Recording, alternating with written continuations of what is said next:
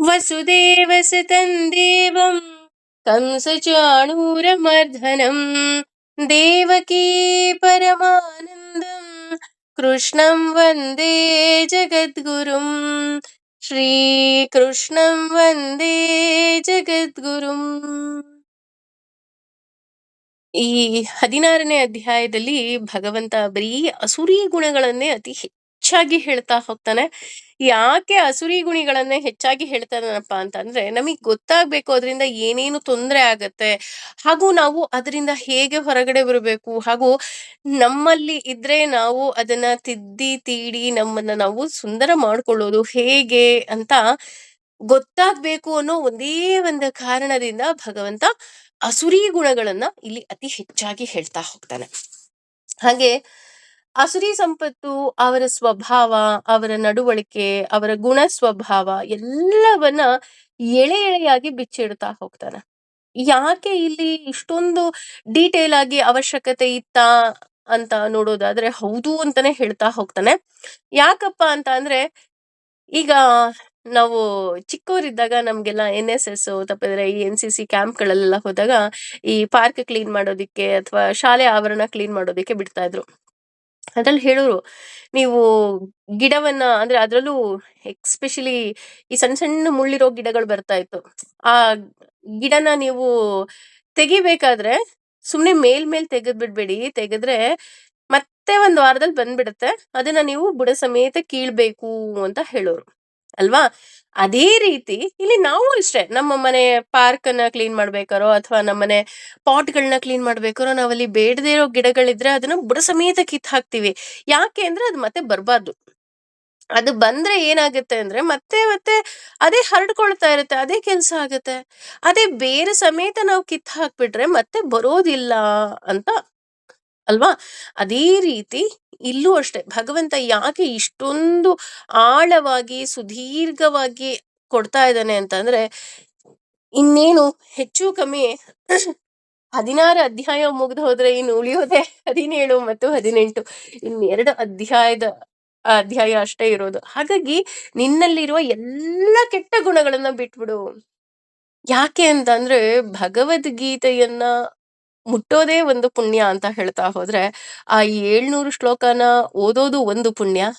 ಅದಕ್ಕಿಂತ ಹೆಚ್ಚಾಗಿ ಆ 700 ಶ್ಲೋಕದ ಅರ್ಥವನ್ನ ತಿಳ್ಕೊಳ್ಳೋದಿದೆಯಲ್ಲ, ಅದು ಎಲ್ಲಕ್ಕಿಂತ ಮಹಾ ಪುಣ್ಯ ಅಂತಾನೆ ಹೇಳ್ಬೋದು. ಆ ಪುಣ್ಯದ ಕಾರ್ಯದಲ್ಲಿ ಭಗವಂತ ನಮ್ಮೆಲ್ಲರನ್ನ ತೊಡಗಿಸಿದಾನೆ ಅಂತ ಅಂದ್ರೆ ಅದರ ಅರ್ಥ ನಮ್ಮೆಲ್ಲರ ಹಿಂದಿನ ಜನ್ಮದಲ್ಲಿ ಏನೇನು ತಪ್ಪು ಮಾಡಿದ್ವೋ ನಮಗ್ ಗೊತ್ತಿಲ್ಲ. ಆ ಎಲ್ಲ ಪಾಪ ಕರ್ಮಗಳನ್ನ ನಾವು ಕಳ್ಕೊಳ್ತಾ ಭಗವಂತನಿಗೆ ಹತ್ರ ಆಗ್ತಾ ಇದೀವಿ. ಯಾರಿಗೋ ಹತ್ರ ಆಗ್ತಿಲ್ಲ ನಾವು. ನಾವು ಹತ್ರ ಆಗ್ತಾ ಇರೋದು ನನ್ನ ಭಗವಂತನಿಗೆ. ಅಂದ್ರೆ ಭಗವಂತನಿಗೆ ಹತ್ರ ಆಗೋದ್ವಿ ಅಂತ ಅಂದ್ರೆ ಹೇಳ್ತಾರಲ್ಲ, ಅನನ್ಯಾಶ್ಚಿಂತಯಂತು ಮಾಂ ಯೇ ಜನಾಃ ಪರ್ಯುಪಾಸತೆ ತೇಷಾಂ ನಿತ್ಯಾಭಿಯುಕ್ತಾನಾಂ ಯೋಗಕ್ಷೇಮಂ ವಹಾಮ್ಯಹಂ. ಭಗವಂತ ನನ್ನ ಯೋಗಕ್ಷೇಮವನ್ನ ಅವನ್ ನೋಡ್ಕೊಳ್ತಾ ಇದ್ದಾನೆ. ಅವನು ನೋಡ್ಕೊಳ್ಳೋದ್ರ ಜೊತೆಗೆ ಅವನ್ ಹೇಳ್ತಾ ಇದ್ದಾನೆ, ನೋಡು ನಿನ್ನಲ್ಲಿ ಇದೆಲ್ಲ ಇದೆ, ಇದನ್ನೆಲ್ಲ ಬಿಡು, ಇದು ನೀನ್ ಇನ್ನೂ ಸುಂದರವಾಗ್ತೀಯಾ ಅಲ್ವಾ? ಹಾಗಾಗಿ ಇನ್ನಷ್ಟು ಈ ಅಸುರಿ ಗುಣಗಳು ಹೇಗಿದೆ ಅಂತ ಇನ್ನೂ ಭಗವಂತ ಇಲ್ಲಿ ವಿವರಣೆಯನ್ನ ಮಾಡ್ತಾ ಹೋಗ್ತಾನೆ. ಇದಂ ಇದನ್ನು ಆದ್ಯ ಈ ದಿನ ಮಯ ನನ್ನಿಂದ ಲಬ್ಧಂ ಪಡೆಯಲಾಗಿದೆ. ಇದಂ ಇದನ್ನು ಪ್ರಾಪ್ತೆ ಪಡೆಯುತ್ತೇನೆ. ಮನೋರಥಂ ನನ್ನ ಇಚ್ಛೆಗನುಗುಣವಾಗಿ ಇದಂ ಇದು ಆಸ್ತಿ ಇದೆ. ಇದಂ ಇದು ಅಪಿ ಕೂಡ ಮೇ ನನ್ನ ಭವಿಷ್ಯತಿ ಮುಂದೆ ವೃದ್ಧಿಸುವುದು ಪುನಃ ಮತ್ತೆ ಧನಂ ಸಂಪತ್ತು. ಅಂದ್ರೆ ಇಲ್ಲಿ ನಿನ್ನೆ ಏನು ನಾವು ಅರ್ಥಗಳನ್ನ ತಿಳ್ಕೊಂಡ್ವಿ ಅದೇ ಮುಂದುವರಿತಾನೆ ಹೋಗುತ್ತೆ. ಇಲ್ಲಿ ಎಷ್ಟು ಸುಂದರವಾಗಿ ಹೇಳ್ತಾನೆ ಅಂದ್ರೆ, ಇದ ಮಧ್ಯ ಮಯಾ ಲಬ್ಧಂ ಅಂದ್ರೆ ಈಗಾಗ್ಲೇ ನನ್ಗೆಲ್ಲ ಸಿಕ್ಕಿಬಿಟ್ಟಿದೆಪ್ಪ. ಅಂದ್ರೆ ಅಸುರಿ ಗುಣಗಳಲ್ಲಿ ಇರೋರು ಹೇಳುವಂತಹ ಮೊದಲ ಮಾತು ಅದು. ನಂಗೆಲ್ಲಾ ಸಿಕ್ಬಿಟ್ಟಿದೆ ಕಣ್ರಿ, ನನಗೇನು ಮನೆ ಇದೆ, ಮಕ್ಳಿದೆ, ಅಯ್ಯೋ ನನ್ ಮಕ್ಳು ನಾನ್ ಹೇಳ್ದಂಗ್ ಕೇಳ್ತಾರೆ, ನಮ್ ಮನೆಯವರೆಲ್ಲ ನಾನು ಹೇಳ್ದಂಗ್ ಕೇಳ್ತಾರೆ, ಹಾಗಾಗಿ ನನಗೆಲ್ಲ ಈಗ ಆಲ್ರೆಡಿ ಸಿಕ್ಕೋಗ್ಬಿಟ್ಟಿದೆ, ನನಗೆಲ್ಲ ಇದೆ, ಐ ಆಮ್ ಹ್ಯಾವಿಂಗ್ ಎವ್ರಿಥಿಂಗ್. ಇದಂ ಪ್ರಾಪ್ತೇ ಮನೋರಥಂ ಅಂದ್ರೆ ಇನ್ನೇನು ಬೇಕು?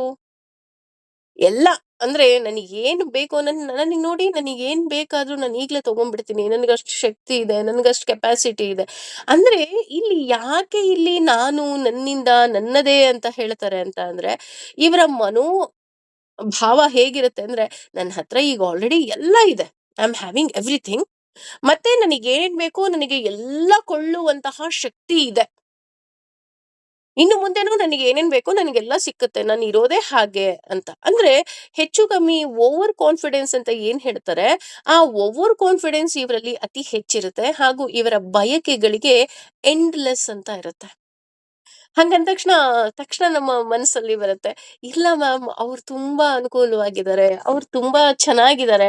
ಅದಕ್ಕೋಸ್ಕರನೇ ಅವ್ರು ಈ ರೀತಿ ಮಾತಾಡ್ತಾರೆ. ಅದ್ರಲ್ಲಿ ತಪ್ಪೇನಿಲ್ಲ ಅಲ್ವಾ ಅಂತ ನಮಗ್ ಅನ್ನಿಸ್ಬಹುದು. ಆದ್ರೆ ಅದು ತಪ್ಪೇ. ಯಾಕಪ್ಪ ಅಂತ ಅಂದ್ರೆ, ಒಬ್ಬ ಸಜ್ಜನನಾಗಿರೋನು ಅಥವಾ ಆ ಭಗವಂತನನ್ನ ನಂಬುವವರು ಯಾರೂ ಸಹ ಈ ರೀತಿ ಮಾತಾಡೋದಿಲ್ಲ. ಅವ್ರು ಹೇಗ್ ಮಾತಾಡ್ತಾರೆ ಅಂತ ಮುಂದೆ ಗೊತ್ತಾಗುತ್ತೆ. ಹಾಗೆ ಇದಮಸ್ತಿ ಧಮಪಿವೆ ಅಂದ್ರೆ ನನ್ನ ಬಳಿ ಈಗಾಗ್ಲೇ ಎಲ್ಲ ಇದೆ. ಹೇಳಿದ್ವಲ್ಲ, ಐ ಆಮ್ ಹ್ಯಾವಿಂಗ್ ಎವ್ರಿಥಿಂಗ್. ಅದ್ರ ಜೊತೆಗೆ ಬ ಆ ಭವಿಷ್ಯತಿ ಪುನರ್ಧನಂ ಅಂದ್ರೆ ನನ್ನ ಬಳಿ ಬೇಕಾದಷ್ಟು ಹಣ ಇದೆ, ಮುಂದೆನೂ ಬರ್ತಾನೆ ಇರುತ್ತೆ. ಹಂಗಾಗಿ ನನಗೇನು ಯೋಚನೆ ಇಲ್ಲ. ಅದೇ ನಾನಾಗ್ಲೇ ಹೇಳದ್ನಲ್ಲ, ಕೆಲವ್ರು ಆ ರೀತಿ ಇರ್ತಾರೆ ಅಂತ ನಮಗನ್ಸುತ್ತೆ. ಆದ್ರೆ ಇದ್ದವರು ಈ ರೀತಿ ಮಾತಾಡೋದಿಲ್ಲ. ಅಸುರಿ ಗುಣ ಇರುವವರು ಮಾತ್ರ ಈ ರೀತಿ ಮಾತಾಡ್ತಾರೆ. ಹಾಗಿದ್ರೆ ಇದ್ದವ್ರು ಹೇಗ್ ಮಾತಾಡ್ತಾರಪ್ಪ ಅಂದ್ರೆ, ಸಜ್ಜನರು ಹೇಗ್ ಮಾತಾಡ್ತಾರೆ ಅಂದ್ರೆ, ಅವರ ಬಳಿ ಏನೆಲ್ಲ ಇದೆಯೋ ಇದು ಭಗವಂತ ನನಗೆ ಕೊಟ್ಟಿದ್ದು. ನನ್ನಿಂದ ಅಂತ ಅವ್ರು ಹೇಳೋದೇ ಇಲ್ಲ. ಇಲ್ಲ, ಇದು ನನಗೆ ಭಗವಂತ ಕೊಟ್ಟಿದ್ದು. ಅಥವಾ ನಮಗೇನಾದ್ರೂ ಸಿಕ್ಕಬೇಕು ಅಂತಿದ್ರೆ, ಇಲ್ಲ ಮುಂದೆ ಭಗವಂತ ಇಷ್ಟಪಟ್ರೆ ನನಗ್ ಸಿಕ್ಕುತ್ತೆ. ಅಥವಾ ಭಗವಂತನ ಆಶೀರ್ವಾದ ಹೇಗಿದೆಯೋ ಹಾಗಾಗ್ಲಿ ಬಿಡಿ. ಈ ರೀತಿಯಾದಂತಹ ಮಾತುಗಳು ಸಜ್ಜನರು ಮಾತಾಡ್ತಾ ಹೋಗ್ತಾರೆ. ಯಾಕೆ ಅಂದ್ರೆ ಅವ್ರಿಗ್ ಗೊತ್ತು, ನಾಹಂ ಕರ್ತ ಹರಿಕರ್ತ. ನನ್ನಿಂದ ಏನೂ ಮಾಡೋದಿಕ್ಕೆ ಸಾಧ್ಯ ಇಲ್ಲ. ಕೇವಲ ಭಗವಂತ ಕೈ ಹಿಡಿದು ನಡೆಸಿದ್ರೆ ಮಾತ್ರ ಸಾಧ್ಯ ಅಂತ ಅವ್ರಿಗ್ ಗೊತ್ತಿರುತ್ತೆ. ಹಾಗಾಗಿ ದೈವಿ ಸಂಪತ್ತು ಇರುವವರು, ದೈವಿ ಗುಣ ಇರುವವರು ಅಥವಾ ಸಜ್ಜನರು, ಅಹಂಕಾರ ಇಲ್ಲದೆ ಇರುವವರು ಈ ರೀತಿ ಮಾತನಾಡಿದ್ರೆ, ಈ ಭಗವಂತನ ಬಗ್ಗೆ ನಂಬಿಕೆನೇ ಇಲ್ಲದೆ ಇರೋರು ಒಳಗಿನಿಂದ ನಾನು, ನನ್ನದೇ, ನನ್ನಿಂದ, ನನಗೆ ನನ್ನ ಕೈಲಿ ಏನೇನಾಗುತ್ತೋ ಎಲ್ಲ ತಗೊಳ್ಳೋ ಅಧಿಕಾರ ನನ್ನಲ್ಲಿದೆ, ಶಕ್ತಿ ನನ್ನಲ್ಲಿದೆ. ಅದು ಅಧಿಕಾರದ ಮದ ಇರ್ಬೋದು, ಅಹಂಕಾರದ ಮದ ಇರಬಹುದು, ಹಣದ ಮದ ಇರಬಹುದು. ಇದು ಯಾಕೆ ಇಷ್ಟೊಂದು ಭಗವಂತ ಇಲ್ಲಿ ಹೇಳ್ತಾ ಇದ್ದಾನೆ ಅಂತ ಅಂದ್ರೆ, ನಮ್ಮ ಆತ್ಮ ವಿಮರ್ಶೆಗೆ. ನೋಡು, ನಿನ್ನಲ್ಲೂ ನಿನ್ನ ಮನಸ್ಸಿನ ಯಾವುದೋ ಒಂದು ಗೂಡಲ್ಲಿ ಈ ರೀತಿ ನನ್ನಿಂದ ಅಥವಾ ನನಗೆಲ್ಲ ಆಗತ್ತೆ ಅಂತ ನಿನ್ನಲ್ಲಿದ್ರೆ ಖಂಡಿತ ಅದನ್ನ ಬಿಟ್ಟು ಬಿಡು ಅನ್ನೋ ಒಂದೇ ಒಂದು ಕಾರಣಕ್ಕೆ ಭಗವಂತ ಈ ಆತ್ಮ ವಿಮರ್ಶನೆಯನ್ನ ನಮ್ಗೆ ಕೊಡ್ತಾ ಇದ್ದಾನೆ. ಇದರಲ್ಲಿ ಈ 16ನೇ ಅಧ್ಯಾಯದಲ್ಲಿ ಮುಖ್ಯವಾಗಿ ನಾವು ಏನೆಲ್ಲ ಬಿಡಬೇಕು ಅನ್ನೋದೇ ಅತಿ ಹೆಚ್ಚು ಇಲ್ಲಿ ಹೇಳ್ತಾ ಹೋಗ್ತಾನೆ. ಹಾಗೇನೆ ಅದು ಮುಂದುವರೆದು ಹೇಳ್ತಾ ಹೋಗ್ತಾರೆ. ಅಸೌ ಆ ಮಯ ನನ್ನಿಂದ ಹತ ಕೊಲ್ಲಲ್ಪಟ್ಟಿದ್ದಾನೆ, ಶತ್ರು ವೈರಿಯು, ಹನಿಷ್ಯೆ ಕೊಲ್ಲುತ್ತಾನೆ, ಚ ಕೂಡ, ಅಪರಾನ್ ಬೇರೆಯವರನ್ನ, ಅಪಿ ಖಂಡಿತವಾಗಿಯೂ, ಈಶ್ವರ ಪ್ರಭುವು, ಅಹಂ ನಾನು, ಭೋಗಿಸುವವನು, ಸಿದ್ಧನು, ಅಹಂ ನಾನು, ಬಲವಾನ್ ಬಲಶಾಲಿಯು, ಸುಖಿಯು. ಅಂದ್ರೆ ಇದು ಪರಾಕಾಷ್ಠೆ ಅಂತಾರಲ್ಲ, ಆ ರೀತಿ ಹೋಗ್ತಾ ಇದೆ. ಈ ಅಸುರಿ ಸಂಪತ್ತು ಹೊಂದಿರುವವರು ಇನ್ನೂ ಹೇಗೆಲ್ಲ ಇರ್ತಾರೆ ಅಂತ ಅಂದ್ರೆ, ಅಸೌಮಯ ಹತ ಶತ್ರುಹು, ನನ್ನ ಶತ್ರು ನನ್ನಿಂದ ಕೊಲ್ಲಲ್ಪಟ್ಟಿದ್ದಾನೆ, ಈ ಶತ್ರುವನ್ನ ನಾನು ಸೋಲಿಸಿದ್ದೇನೆ. ಅಂದ್ರೆ ಅವನಿಗೆ ಗೊತ್ತಿಲ್ಲ, ಅಲ್ಲಿ ನಾನು ಅನ್ನೋದೇ ದೊಡ್ಡ ಶತ್ರು ಅಂತಾನೆ ಅವನಿಗೆ ಗೊತ್ತಿರೋದಿಲ್ಲ. ಹಾಗಾಗಿ ನೋಡ್ರಿ, ನನ್ಗೆ ಅವನು ಅಷ್ಟೊಂದು ಆಡ್ಕೊಂಡ್ಬಿಟ್ರಲ್ಲ ಇವತ್, ನೋಡಿ ಅವ್ರು ಯಾವ್ದ್ ಆ ಕಾಡಲ್ಲಿದ್ದಾರೆ ನೋಡಿ, ಅದಕ್ಕೇನೆ ನಮ್ಮಂತವ್ರಿಗೆ ಅವರು ಆಡ್ಕೋಬಾರ್ದು, ಹಾಗೆ ಹೀಗೆ ಅಂದ್ರೆ ತೋರ್ಪಡಿಕೆ. ನನ್ನಿಂದನೇ ಅಂತ ಅಹಂಕಾರ ತುಂಬಿದ ಭಾವನೆ ಅವರಲ್ಲಿರುತ್ತೆ. ಅಂದ್ರೆ ನನ್ನ ಶತ್ರುವನ್ನ ನಾನು ಬೇಕಾದ್ರೆ ಸಾಯಿಸ್ಬಿಡ್ತೀನಿ, ನಾನು ಕೊಂದು ಬಿಡ್ತೀನಿ, ಅವ್ರನ್ನ ಇಲ್ಲಿಂದ ಎಲ್ಲಿಗ್ ಬೇಕಾದ್ರೂ ನಾನು ಟ್ರಾನ್ಸ್‌ಫರ್ ಮಾಡಿಸ್ಬಿಡ್ತೀನಿ, ನನಗೆ ಅಷ್ಟೊಂದ್ ಶಕ್ತಿ ಇದೆ. ಈ ರೀತಿಯಾದಂತಹ ಅಹಂಕಾರ, ಅಹಂಭಾವ ಅವರಲ್ಲಿ ಇರುತ್ತೆ. ಹನಿಷ್ಯೇ ಚಾಪರಾನಪಿ ಅಂದ್ರೆ ದೇವ್ರು ಅನ್ನೋ ಭಾವನೆ ಅವರಲ್ಲಿರೋದಿಲ್ಲ. ಅದಕ್ಕಿಂತ ಹೆಚ್ಚಾಗಿ ನಾನು ಏನನ್ನು ಬೇಕಾದ್ರೂ ಮಾಡ್ಬಿಡ್ತೀನಿ. ನೋಡಿ ನನ್ ಕಣ್ಮುಂದೆನೆ ಹೆಂಗಾಯ್ತು ಅವ್ರಿಗೆ. ಸಾಮಾನ್ಯವಾಗಿ ಇದು ತುಂಬಾ ನೊಂದವರು ಸಹ ಮಾತಾಡ್ತಾರೆ. ನೋಡಿ ಅವರಿಗೆ ತುಂಬಾ ನೋಯಿಸ್ಬಿಟ್ರಲ್ಲ ಅಂತ ನೋಯಿಸಿದವರಿಗೆ ಹೇಗಾಯ್ತು ಅಂತ. ಆದ್ರೆ ಇಲ್ಲಿ ಅಹಂಕಾರ, ಅಸುರಿ ಗುಣ ಇರೋರು ಹೇಗೆ ಮಾತಾಡ್ತಾರೆ ಅಂದ್ರೆ, ನನ್ನಿಂದಲೇ ನನ್ಗ್ ಹಂಗ್ ಮಾಡಿದ್ದಕ್ಕೇ ಅವ್ರಿಗಾಯ್ತು ಅಂತ ಮಾತಾಡ್ತಾರೆ. ಆದ್ರೆ ಸಜ್ಜನರು ಹಾಗ್ ಮಾತಾಡಲ್ಲ. ಸಜ್ಜನರು ಹೇಗ್ ಮಾತಾಡ್ತಾರೆ ಅಂದ್ರೆ, ನೋಡಿ ಭಗವಂತ ನನ್ನ ಜೊತೆ ಇದ್ದ, ಅದಕ್ಕೆ ಅವನ ಸ್ಥಾನವನ್ನ ಅವನು ತೋರಿಸ್ದ. ಅಂದ್ರೆ ಅತಿ ವಿನಯದಿಂದ ಇರೋರು ಸಜ್ಜನರು. ಈ ಈ ರೀತಿಯಾದಂತಹ ಅಹಂಕಾರವನ್ನ ತೋರುವವರು ಅಸುರಿ ಗುಣದವರು ಅಂತ ಇಲ್ಲಿ ಹೇಳ್ತಾ ಹೋಗ್ತಾರೆ. ಅಂದ್ರೆ ಅದೇ ಹೇಳಿದ್ವಲ್ಲ, ನಮ್ಮ ಮಾತಿನ ಧಾಟಿ, ನಮ್ಮ ಮಾತಿನ ಶೈಲಿ ಎಲ್ಲವುದೂ ಸಹ ಇಲ್ಲಿ ಪರಿಗಣನೆಗೆ ಬರುತ್ತೆ ಅಂತ ಇಲ್ಲಿ ನಮ್ಗೆ ಗೊತ್ತಾಗ್ತಾ ಹೋಗುತ್ತೆ. ಹಾಗೇನೆ ಈಶ್ವರೋ ಅಹಂ ಭೋಗಿ ಅಂದ್ರೆ ನಾನೇ ದೇವರು. ಇಲ್ಲಿ ನಾನೇ ದೇವರು ಅಂತಂದ್ರೆ, ಅಯ್ಯೋ ನಾನಿದ್ರೆ ಅಲ್ವೇನ್ರಿ ಎಲ್ಲ, ನಾನಿಲ್ಲ ಅಂದ್ರೆ ಹೇಗೆ? ನಾನಿಲ್ಲ ಅಂದ್ರೆ ಆಗೋದೇ ಇಲ್ಲ. ನನ್ನಿಂದಲೇ ನಾನಿರೋದಿಕ್ಕೆ ನಮ್ಮನೇಲಿ ಎಲ್ಲ ಜನ ಊಟ ಮಾಡ್ತಿದ್ದಾರೆ, ಇಲ್ಲಾಂದ್ರೆ ಊಟನೇ ಮಾಡಲ್ಲ. ಹೌದಾ? ಹಾಗಿದ್ರೆ ಒಂದು 4 ದಿನ ನಿನ್ ಮನೆ ಬಿಟ್ಟು ಹೋಗು ಅಂದ್ರೆ ಅಚ್ಚುಕಟ್ಟಾಗಿ ಅವ್ರ ಹೋಟ್ಲಲ್ಲಿ ಚೆನ್ನಾಗೇ ಊಟ ಮಾಡ್ಕೊಂಡಿರ್ತಾರೆ. ಅಥವಾ ಹೊಸ ಹೊಸ ಡಿಶ್‌ನ ಅವರೇ ಮಾಡ್ಕೊಂಡು ತಿನ್ನೋ ಅಷ್ಟು ಕೆಪಾಸಿಟಿ ಅವ್ರೆಲ್ರಿಗೂ ಇರುತ್ತೆ. ಬಟ್ ದೇ ಥಿಂಕ್ ಅವ್ರಿಂದಲೇ. ಸಾಮಾನ್ಯ ಇದು ಎಲ್ರಲ್ಲೂ ಇರುತ್ತೆ. ಅಯ್ಯೋ ನಾನಿಲ್ಲ ಅಂದ್ರೆ ಆಗೋದೇ ಇಲ್ಲ. ಖಂಡಿತ ಇಲ್ಲ. ನಾವ್ ಯಾರು ಇಲ್ಲ ಅಂದ್ರೂನು ಈ ಪ್ರಪಂಚ ನಡೆಯುತ್ತೆ ಕಣ್ರೀ. ಮನೆಗಳು ನಡೆಯುತ್ತೆ, ಸಂಸಾರ ನಡೆಯುತ್ತೆ. ಹೌದಾ? ಅಂತ ಅಂದ್ರೆ ಹೌದು. ಆಕಾಶದಲ್ಲಿ ಅಷ್ಟೊಂದ್ ನಕ್ಷತ್ರ ಇದೆ ಅಲ್ವಾ? ಒಂದು ನಕ್ಷತ್ರ ಕೆಳಗಡೆ ಬೀಳ್ತಿದ್ದಂಗೆ ಆಕಾಶ ಎಲ್ಲ ಖಾಲಿ ಆಗ್ಬಿಡತ್ತಾ? ಏನೂ ಇಲ್ಲ. ಅದೇ ರೀತಿ ಈ 4 ಜನರಲ್ಲಿ ನಾವಿಲ್ಲ ಅಂದ್ರೆ ಖಂಡಿತ ಯಾರಿಗೂ ಎಫೆಕ್ಟ್ ಆಗೋದಿಲ್ಲ, ಎಫರ್ಟು ಆಗಲ್ಲ. ನಾವು ಸುಮ್ನೆ ಎಫರ್ಟ್ ಹಾಕ್ತಾ ಇರ್ತೀವಿ ಅಷ್ಟೇನೆ.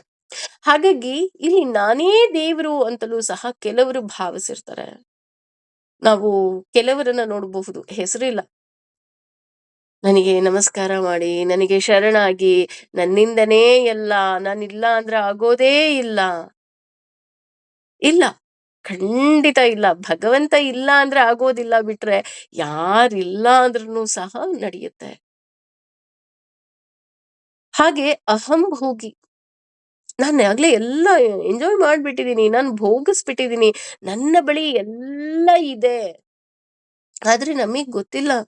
ಭಗವಂತ ನಿಜವಾದ ಭೋಗಿ. ಏಕೆ ಅಂದ್ರೆ ಅವನು ಭೋಗಿಸಿದ್ದನ್ನ ಮಾತ್ರ ನಾವು ಭೋಗಿಸೋದಿಕ್ಕೆ ಸಾಧ್ಯವೇ ವಿನಃ, ನಾನೇ ಎಲ್ಲ ಭೋಗಿಸ್ಬಿಡ್ತೀನಿ. ನನ್ನಿಂದನೇ ನಾನೆಲ್ಲ ಐ ಎಂಜಾಯ್ಡ್ ಎವ್ರಿಥಿಂಗ್. ನೋ. ಅವನ ದಯೆ ಇದ್ರೆ ಮಾತ್ರ ಅನ್ನೋದನ್ನ ನಾವಿಲ್ಲಿ ಮರಿಬಾರ್ದು. ಸಿದ್ಧೋಹಂ. ನಾನ್ ಮಾಡ್ಬೇಕಾಗಿರೋದು ಏನೂ ಇಲ್ಲ ಅಂತ ಹೇಳ್ತಾರೆ. ಅಂದ್ರೆ ನೋಡಿ, ಇದು ನಾವೆಲ್ಲ ಆಡು ಭಾಷೆಯಲ್ಲಿ ನಾವೆಲ್ಲ ಮಾತಾಡುವಂತಹ ಮಾತುಗಳು ಅಂತ ನಾವ್ ಅನ್ಕೊಂತೀವಿ. ಆದ್ರೆ ಇಲ್ಲಿ ಅಸುರಿ ಗುಣ ಇರೋರು ಹೇಳ್ತಾರೆ, ನಾನ್ ಮಾಡ್ಬೇಕಾಗಿರೋದು ಏನೂ ಇಲ್ಲ. I did everything. ನೋಡಿ ಆಸ್ತಿ ಸಂಪಾದನೆ ಮಾಡ್ಬಿಟ್ಟಿದೀನಿ. ಮಕ್ಳಿಗೆಲ್ಲ ಆಗ್ಲೇ ವಿಲ್ ಬರ್ದಿಟ್ಬಿಟ್ಟಿದೀನಿ. ನಾನಿಲ್ಲ ಅಂದ್ರು ನನ್ ಮಕ್ಳು, ನನ್ ಗಂಡ ಎಲ್ಲ ಸುಖವಾಗಿರ್ತಾರೆ. ನನ್ ಹೆಂಡತಿ ಸುಖವಾಗಿರ್ತಾರೆ. ಅವ್ರು ಯಾರು ಜಗಳನೇ ಕಾಯಲ್ಲ. ಆಲ್ರೆಡಿ ನಾನು ವಿಲ್ ಬರ್ದಿಟ್ಬಿಟ್ಟಿದೀನಿ. ನೋಡಿ ಸತ್ತಾಗ್ಲೂನು ನನಗೆ ಕಾರ್ಯ ಮಾಡೋದಿಕ್ಕೆ ಇಷ್ಟ್ ದುಡ್ಡು ಅಂತ ಇಟ್ಬಿಟ್ಟಿದೀನಿ. ನಾನು ಯಾರಿಗೂ ಭಾರನೇ ಆಗಿಲ್ಲ. ಈ ರೀತಿ ಎಲ್ಲ ಮಾತುಗಳು. ಆದ್ರೆ ಏನೂ ಮಾಡೋದಿಕ್ಕೆ ಬಾಕಿ ಇಲ್ಲ ಅಂತ ಅನ್ನೋವಂತಹವ್ರು ಯಾರಾದ್ರೂ ಇದ್ರೆ, ಅದು ಕೇವಲ ಭಗವಂತ ಒಬ್ಬನೇ. ಯಾಕೆಂದ್ರೆ ಅವನು ಯಾವ ಕರ್ತವ್ಯವನ್ನು ಮಾಡ್ಬೇಕು ಅಂತ ಇಲ್ಲ. ಅವನೆಲ್ಲವನ್ನ ಮಾಡಿ ಮುಗಿಸ್ಬಿಟ್ಟಿದ್ದಾನೆ. ಆದ್ರೆ ನಾವು ಮಾಡಬೇಕಾದಂತಹ ಕರ್ತವ್ಯ ಇನ್ನೂ ಇರೋದ್ರಿಂದಲೇ ನಮ್ಮನ್ನ ಇನ್ನೂ ಜೀವಂತವಾಗಿ ಇಟ್ಟಿದ್ದಾನೆ. ಇದಕ್ಕೆ ಉದಾಹರಣೆಯಾಗಿ ಹೇಳ್ಬೇಕು ಅಂತ ಅಂದ್ರೆ, ನೆನ್ನೆ ತಾನೇ ಭೀಷ್ಮಾಷ್ಟಮಿ ಆಯ್ತು ಅಲ್ವಾ? ಭೀಷ್ಮಾಷ್ಟಮಿಯಲ್ಲಿ ಆ ನಮಗೂ ಗೊತ್ತು ಭೀಷ್ಮಾಚಾರ್ಯರು ಆ ಇಚ್ಛಾಮರಣಿಗಳು. ಅವ್ರು ಯಾವಾಗ ಬೇಕಾದ್ರೂ ನನಗೆ ಸಾವು ಬರಬಹುದು ಅಂತ ಅವರು ಬಯಸ್ಬೋದಾಗಿತ್ತು, ಅಥವಾ ಅವರ ಪ್ರಾಣ ತ್ಯಾಗವನ್ನ ಮಾಡಬಹುದಿತ್ತು. ಆದ್ರೆ ಆ ರೀತಿ ಆಗ್ಲಿಲ್ಲ. ಯಾಕಾಗ್ಲಿಲ್ಲ ಅಂತ ನಾವೇನಾದ್ರೂ ನೋಡೋದಾದ್ರೆ ನಮ್ಮೆಲ್ಲರಿಗೂ ಗೊತ್ತು. ಅವರು ಕುರುಕ್ಷೇತ್ರ ಯುದ್ಧದಲ್ಲಿ ಆ ಶರದ ಮೇಲೆ ಮಲಗಿ 58 ದಿನಗಳು ಅವರು ಕಾದ್ರು. ಯಾಕೆ ಕಾದ್ರು 58 ದಿನ ಅಂದ ತಕ್ಷಣ ನಮ್ಮೆಲ್ಲರಿಗೂ ಗೊತ್ತಿರೋದೇನು ಅಂತ ಅಂದ್ರೆ, ಅವರು ಉತ್ತರಾಯಣಕ್ಕೆ ಕಾಯ್ತಾ ಇದ್ರು, ದಕ್ಷಿಣಾಯನ ಮುಗಿಯೋವರೆಗೂ ಕಾಯ್ತಾ ಇದ್ರು. ಹಾಗಾಗಿ ರಥಸಪ್ತಮಿಯ ದಿನ ಸೂರ್ಯ ತನ್ನ ಪದವನ್ನ ಬದಲಾಯಿಸ್ತಾನೆ. ಹಾಗಾಗಿ ಅವ್ರು ಕಾಯ್ತಾ ಇದ್ರು. ಹಾಗಾಗಿ ಅವ್ರು ಯಾವಾಗ ಉತ್ತರಾಯಣ ಬಂತೋ ಆಗ ಅವರು ಪ್ರಾಣ ತ್ಯಾಗವನ್ನ ಮಾಡಿದ್ರು ಅಂತ ನಾವು ಅನ್ಕೊಳ್ತೀವಿ. ಅದು ಒಂದು ರೀತಿ ಸರಿ, ಇಲ್ಲ ಅಂತ ನಾನು ಹೇಳ್ತಾ ಇಲ್ಲ. ಆದ್ರೆ ಅದಕ್ಕಿಂತ ಹೆಚ್ಚಾಗಿ ಅವರು ಅವರಲ್ಲಿದ್ದಂತಹ ಜ್ಞಾನವನ್ನ ಪಾಂಡವರಿಗೆ ಕೊಡ್ಬೇಕಾಗಿತ್ತು. ಯಾವ ಮೂಲಕ? ವಿಷ್ಣು ಸಹಸ್ರನಾಮದ ಮೂಲಕ. ನೋಡಿ, ಕೊನೆಯ ಟೈಮ್, ಲಾಸ್ಟ್ ಮೂಮೆಂಟ್ ಅಂತ ಏನ್ ಹೇಳ್ತೀವಿ, ಆ ಲಾಸ್ಟ್ ಮೂಮೆಂಟ್ಗೋಸ್ಕರ ಅವ್ರು ಕಾಯ್ತಾ ಇದ್ರು. ಅಂದ್ರೆ ಭಗವಂತ ಅವರಿಗೆ ಇಚ್ಛಾ ಮರಣಿಗಳಾಗಿದ್ರು. ಆ ಮರಣ ಬೇಕು ಅಂತ ಅವರಿಗೆ ಬಯಸದೇ ಇರುವ ಹಾಗೆ ಯಾಕೆ ಕಾಪಾಡ್ದ ಅಂತ ಅಂದ್ರೆ, ನೀವು ಮಹಾಜ್ಞಾನಿಗಳು, ನಿಮ್ಮಲ್ಲಿರುವಂತಹ ಆ ಜ್ಞಾನವನ್ನ ನಿಮ್ಮ ಮುಂದಿನ ಪೀಳಿಗೆಗೆ ನೀವು ಕೊಡಲೇಬೇಕು ಅನ್ನೋ ಒಂದೇ ಒಂದು ಮಹದ್ ಉದ್ದೇಶ, ದೊಡ್ಡ ಉದ್ದೇಶ ಅದು. ಹಾಗಾಗಿ ಇಲ್ಲಿ ಏನ್ ಮಾಡಿದ್ರು, ಅವರಿಗೆ ಇಚ್ಛಾಮರಣಿಗಳಾಗಿದ್ರು ಸಹ 58 ದಿನ ಅವರು ಆ ಬಾಣದ ಮೇಲೆ ಮಲಗಿದ್ರಲ್ಲ. ನಿಜ ಅವ್ರು ಆಹಾರ ಸೇವಿಸ್ತಾ ಇಲ್ಲ, ಕೇವಲ ಗಾಳಿಯನ್ನ ಸೇವಿಸ್ತಾ ಇದ್ರು. ಅವರ ದೇಹದಲ್ಲಿ ಒಂದೇ ಒಂದು ಹನಿ ರಕ್ತ ಇರ್ಲಿಲ್ಲ. ಅವ್ರಿಗೆ ಯಾವುದೇ ರೀತಿಯಾದಂತಹ ಶಕ್ತಿಯೂ ಸಹ ಇರ್ಲಿಲ್ಲ ಅಲ್ವಾ? ಆ ಸಂದರ್ಭದಲ್ಲಿ ಅವರನ್ನ ಯಾಕೆ ಭಗವಂತ ಉಳಿಸಿದ್ದ ಅಂತ ಅಂದ್ರೆ, ಅವರು ಅವರ ಜ್ಞಾನವನ್ನ ಅವರ ಮುಂದಿನ ಪೀಳಿಗೆಗೆ ಕೊಡ್ಬೇಕಾಗಿತ್ತು. ದೇರ್ ಇಸ್ ಅ ರೀಸನ್, ಕಾರಣ ಇತ್ತು. ಆದ್ರೆ ನಮ್ಗೆ ಇದೆಲ್ಲ ಏನೂ ಗೊತ್ತಿರೋದಿಲ್ಲ. ನಾವೇನ್ ಅನ್ಕೊಂತೀವಿ, yes I finish all my work, ನನ್ಗೇನೇನ್ ನನ್ ಜವಾಬ್ದಾರಿ ಇತ್ತಪ್ಪ, ಎಲ್ಲ ಜವಾಬ್ದಾರಿ ನಾನು ಮುಗಿಸ್ಬಿಟ್ಟಿದೀನಿ. ನಾವ್ ಹೇಳಿದ್ವಲ್ಲ, ಈಗ ನಮ್ಮ ಜವಾಬ್ದಾರಿ ಅಂದ್ರೆ ಏನು? ನಾವೊಂದ್ ಸ್ವಲ್ಪ ಆಸ್ತಿಯನ್ನ ಗಳಿಸೋದು, ಆಸ್ತಿಯನ್ನ ಡಿವೈಡ್ ಮಾಡೋದು. ಆದ್ರೆ ನಾವು ಮರ್ತೇ ಬಿಡ್ತೀವಿ, ನಮಗಿಂತ ಅತಿ ಹೆಚ್ಚು ನಮ್ಮ ಮಕ್ಕಳು ದುಡಿಯುವಂತಹ ಶಕ್ತಿಯನ್ನ ಹೊಂದಿರ್ತಾರೆ ಅಂತ. ಏನೂ ಬಾಕಿ ಇಲ್ಲ ಅಂತ ಅನ್ಕೊಂಡ್ಬಿಡ್ತೀವಿ. ಇಲ್ಲ, ನಾ ಹೇಳದ್ನಲ್ಲ, ವಿ ಡೋಂಟ್ ನೋ ನಮ್ಮ ಜೀವನದ ಕಾಸ್ ಏನು ಅಂದ್ರೆ, ನಾವು ಯಾವ ಗುರಿಯನ್ನ ಇಟ್ಕೊಂಡು ಭಗವಂತ ನಮ್ಮನ್ನ ಈ ಭೂಮಿ ಮೇಲೆ ಕಳಿಸಿದಾನೆ ಅಂತ ನಮ್ಗೆ ಯಾರಿಗೂ ಗೊತ್ತಾಗೋದಿಲ್ಲ. ಯಾಕೆ ಅಂದ್ರೆ, ನಮ್ಮಿಂದ ಯಾರಿಗೋ ಏನೋ ಕೆಲಸ ಆಗ್ಬೇಕಾಗಿರತ್ತೆ, ಅಥವಾ ಬೇರೆಯವರಿಂದ ನಮಗೆ ಏನೋ ಒಂದ್ ಆಗ್ಬೇಕಾಗಿರತ್ತೆ. ಹಾಗಾಗಿ ಇಲ್ಲಿ ಭಗವಂತ ಎಲ್ಲವನ್ನ ಮೊದ್ಲೇ ಪ್ರೀ ಪ್ಲಾನ್ಡ್ ಆಗಿ ಇಟ್ಬಿಟ್ಟಿರ್ತಾನೆ. ನಾವ್ ಅದನ್ನ ಗೊತ್ತಿರೋದಿಲ್ಲ. ಅದಕ್ಕೆ ಇಲ್ಲಿ ಹೇಳಿದ್ದು ಸಿದ್ಧೋಹಂ, ನಾನ್ ಮಾಡ್ಬೇಕಾಗಿರೋದು ಏನೂ ಇಲ್ಲ ಅಂತ ಅವ್ರು ಅಂತಿರ್ತಾರಂತೆ. ಆದ್ರೆ ನಾವು ಮಾಡ್ಬೇಕಾಗಿರೋದು ಖಂಡಿತ ಇರುತ್ತೆ. ಹಾಗಾಗಿ ಭಗವಂತ ನಮ್ಮನ್ನ ಇನ್ನೂ ಸಹ ಉಳಿಸಿದಾನೆ. ಅಹಂ ಬಲವಾನ್, ನಾನು ಸಮರ್ಥನಾಗಿದ್ದೇನೆ, ನನಗೆ ಏನ್ ಬೇಕಾದ್ರೂ ಮಾಡ್ಬೋದು ಕಣ್ರಿ. ಯಾವ PM ಬೇಕಾ, CM ಬೇಕಾ, ಯಾವ್ದ್ ಲೆಟರ್ ಬೇಕು, ನಾನು ಏನ್ ಕೆಲಸ ಬೇಕಾದ್ರೂ ಮಾಡಿಸ್ಕೊಟ್ಬಿಡ್ತೀನಿ, ಬನ್ನಿ. ಇಲ್ಲ, ಆ ರೀತಿ ನಮ್ಮ ನಮ್ಮ ಕೈಯಲ್ಲೇ ಎಲ್ಲ ಇದೆ ಅನ್ನೋದು ಖಂಡಿತ ತಪ್ಪು. ಯಾಕೆ ಅಂದ್ರೆ, ಭಗವಂತನಿಲ್ಲದೆ ಒಂದು ಹುಲ್ಕಡ್ಡಿಯೂ ಸಹ ಅಲ್ಗಾಡೋದಿಲ್ಲ. ಹೇಳ್ಬೇಕು ಅಂತಂದ್ರೆ, ಒಂದು ಹುಲ್ಲು ಕಡ್ಡಿ ಅಲ್ಲಾಡ್ಬೇಕು ಅಂದ್ರೂ ಸಹ ಅಲ್ಲಿ ಭಗವಂತನ ಪ್ರೇರಣೆ ಇದ್ದಾಗ ಮಾತ್ರ ಅದು ಸಾಧ್ಯವಾಗುತ್ತೆ ವಿನಃ ಇಲ್ಲ ಅಂದ್ರೆ ಸಾಧ್ಯ ಆಗೋದೇ ಇಲ್ಲ. ಇದಕ್ಕೆ ಉದಾಹರಣೆಯಾಗಿ ಹೇಳ್ಬೇಕು ಅಂತ ಅಂದ್ರೆ, ಆ ರಾಮ ರಾವಣನನ್ನ ಹತ್ಯೆ ಮಾಡಿ ರಾಮೇಶ್ವರಕ್ಕೆ ಬರ್ತಾನೆ. ರಾಮೇಶ್ವರಕ್ಕೆ ಬಂದಾಗ ಅಲ್ಲಿ ಋಷಿಮುನಿಗಳು ಹೇಳ್ತಾರೆ, ನೀನು ರಾವಣ ಅನ್ನುವಂತಹ ಅಸುರನನ್ನ ಕೊಂದರೂ ಸಹ ಅವನು ಬ್ರಾಹ್ಮಣನಾಗಿದ್ದ. ಹಾಗಾಗಿ ನಿನಗೆ ಬ್ರಹ್ಮ ಹತ್ಯೆ ದೋಷ ಬರುವ ಸಾಧ್ಯತೆ ಇದೆ. ಹಾಗಾಗಿ ನೀನು ಇಲ್ಲಿ ಆ ಈಶ್ವರನನ್ನ ಪ್ರತಿಷ್ಠಾಪನೆ ಮಾಡಿ ನೀನು ಬ್ರಹ್ಮಹತ್ಯೆ ದೋಷವನ್ನ ನಿವಾರಿಸ್ಕೋಬೇಕು ಅಂತ ಹೇಳ್ತಾನೆ. ಆಗ ಹನುಮ ಹೇಳ್ತಾನೆ, ಹಾಗಿದ್ರೆ ನಾನು ಈಶ್ವರ ಲಿಂಗವನ್ನ ಈಶ್ವರನ ಕೈಯಲ್ಲೇ ತಗೊಂಡ್ಬರ್ತೀನಿ, ಅಂದ್ರೆ ಕೈಲಾಸ ಪರ್ವತದಿಂದನೇ ತಗೊಂಡ್ಬರ್ತೀನಿ ಅಂತ ಹೇಳಿ ಹೋಗ್ತಾನೆ. ಅವಾಗ ರಾಮನು ಸಹ ಆಯ್ತು ಅಂತ ಹೇಳ್ತಾನೆ. ಹನುಮ ಕೈಲಾಸಕ್ಕೆ ಹೋಗ್ತಾನೆ ಆ ಶಿವಲಿಂಗವನ್ನ ತರೋದಿಕ್ಕೆ. ಆ ರೀತಿ ತರೋದಿಕ್ಕೆ ಹೋದಾಗ ಏನಾಗುತ್ತೆ, ಈಶ್ವರ ಧ್ಯಾನದಲ್ಲಿ ಕೂತ್ಬಿಟ್ಟಿರ್ತಾನೆ. ಧ್ಯಾನದಲ್ಲಿ ಕೂತಾಗ ನಮ್ಗೂ ಗೊತ್ತು, ನಂದಿ ಹೇಗೆ ಕಾಯ್ತಾನೋ ಅದೇ ರೀತಿ ಅಲ್ಲಿ ಹನುಮನು ಸಹ ಕಾಯ್ತಾ ಕೂತ್ಕೊಳ್ತಾನೆ, ಅಂದ್ರೆ ಭಗವಂತ ಎದ್ದೇಳ್ಬಹುದು ಅಂತ. ಆದ್ರೆ ಭಗವಂತ ಎದ್ದೇಳೋದು ತುಂಬಾ ತಡ ಆಗ್ಬಿಡುತ್ತೆ. ಆದ್ರೆ ಇಲ್ಲಿ ಭೂಲೋಕದಲ್ಲಿ ಋಷಿಮುನಿಗಳಂತಾರೆ, ಇಲ್ಲ, ಆ ನೀವ್ ಈಗ್ಲೇನೆ ಪ್ರತಿಷ್ಠಾಪನೆ ಮಾಡ್ಲೇಬೇಕು. ಏಕೆ ಅಂದ್ರೆ ಪ್ರತಿಷ್ಠಾಪನೆಗೆ ಈಗ ಆಲ್ರೆಡಿ ಸಮಯ ಆಗೋಗ್ಬಿಟ್ಟಿದೆ. ಆಗ ರಾಮ ಕೇವಲ ಅವನ ಇಚ್ಛೆಯಿಂದ, ಕೇವಲ ಮರಳಿನಿಂದ ಶಿವಲಿಂಗವನ್ನ ಮಾಡ್ತಾನೆ. ಮಾಡಿ ಪ್ರತಿಷ್ಠಾಪನೆಯನ್ನು ಆಗೋಗ್ಬಿಡುತ್ತೆ. ಪ್ರತಿಷ್ಠಾಪನೆ ಆಗಿ ಇನ್ನೇನು ಪೂಜೆ ಸಂಪನ್ನ ಆಗ್ಬೇಕು, ಆಗ ಅಲ್ಲಿ ಈಶ್ವರ ತನ್ನ ಧ್ಯಾನದಿಂದ ಎದ್ದೇಳ್ತಾನೆ. ಎದ್ದಾಗ ಹನುಮ ಎಲ್ಲ ವಿಷಯವನ್ನ ಹೇಳ್ತಾನೆ. ಹೇಳಿದಾಗ ಹೌದಾ ಅಂತ ಹೇಳಿ ಅವನು ಈಶ್ವರ ಲಿಂಗವನ್ನ ಕೊಟ್ಟು ಕಳಿಸ್ತಾನೆ. ಆ ರೀತಿ ಕೊಟ್ಟು ಕಳಿಸಿದಾಗ ಹನುಮನಿಗೆ ನಾನು ಅನ್ನೋ ಅಹಂಕಾರ ಬಂದ್ಬಿಡತ್ತೆ. ಆಗ ಅವನು ಬಂದ್ ನೋಡ್ತಾನೆ, ಆಲ್ರೆಡಿ ಈಶ್ವರ ಲಿಂಗ ಪ್ರತಿಷ್ಠಾಪನೆ ಆಗ್ಬಿಟ್ಟಿರತ್ತೆ. ಆದ್ರೆ ಹನುಮ ಹೇಳ್ತಾನೆ, ಆ ನೀವು ಹೋಗಿ ತಗೊಂಡು ಬಂದಿದ್ದಕ್ಕೆ ನಾನು ಹೋಗಿದ್ದು, ಈಗ ನಾನ್ ತಗೊಂಡ್ ಬಂದ್ಬಿಟ್ಟಿದೀನಿ ಅಂತ. ಅಂದ್ರೆ ಇದೇ ಲಿಂಗನೇ ಪ್ರತಿಷ್ಠಾಪನೆ ಆಗ್ಬೇಕಿತ್ತು ಅನ್ನೋದು ಹನುಮನ ಅಹಂಕಾರದಲ್ಲಿ ಇರುತ್ತೆ. ಆಗ ರಾಮನಿಗೆ ಗೊತ್ತಾಗುತ್ತೆ, ಇಲ್ಲಿ ಹನುಮನಿಗೆ ಅಹಂಕಾರ ಬಂದಿದೆ ಅಂತ. ಆಗ ರಾಮ ಹೇಳ್ತಾನೆ, ಇದು ಕೇವಲ ಮರಳಿನಿಂದ ಮಾಡಿದಂತಹ ಲಿಂಗ. ನೀನು ಖಂಡಿತವಾಗ್ಲೂ ಈ ಈ ಲಿಂಗವನ್ನ ತೆಗೆದು ಬಿಟ್ಟು ನೀನು ತಂದಂತಹ ಲಿಂಗವನ್ನ ಇಟ್ಟು ಪ್ರತಿಷ್ಠಾಪನೆ ಮಾಡು, ನನಗೇನು ಬೇಜಾರಿಲ್ಲ ಅಂತ ಹೇಳ್ತಾನೆ. ಹೌದಾ ಅಂತ ತೆಗಿಲಿಕ್ಕೆ ನೋಡ್ತಾನೆ, ತೆಗಿಯೋದಿಕ್ ಬರೋದೇ ಇಲ್ಲ. ಮತ್ತೆ ಮಾಡಿದ್ದು ಮರಳಿನಿಂದ ಅಂತ ಹೇಳ್ತಾರೆ. ತನ್ನ ಬಾಲದಿಂದ ಪ್ರಯತ್ನ ಪಡ್ತಾನೆ, ತನ್ನ ಶಕ್ತಿ ಮೀರಿ ಪ್ರಯತ್ನ ಪಡ್ತಾನೆ, ಆಗೋದೇ ಇಲ್ಲ. ಆಗ ಹನುಮ ಸೋಲನ್ನ ಒಪ್ಕೊಂತಾನೆ. ಇಲ್ಲ, ನಾನು ಅನ್ನೋ ಅಹಂಕಾರ ಬಂದ್ಬಿಟ್ಟಿತ್ತು, ದಯವಿಟ್ಟು ಕ್ಷಮೆ ಇರ್ಲಿ ಅಂತ. ಆಗ ರಾಮ ಹೇಳ್ತಾನೆ, ಹೌದು, ಅದು ನಿನಗೆ ಗೊತ್ತಾಗ್ಬೇಕು ಅಂತಾನೆ ನಾನು ನಿನಗೆ ಈ ಪರೀಕ್ಷೆಯನ್ನ ಕೊಟ್ಟೆ.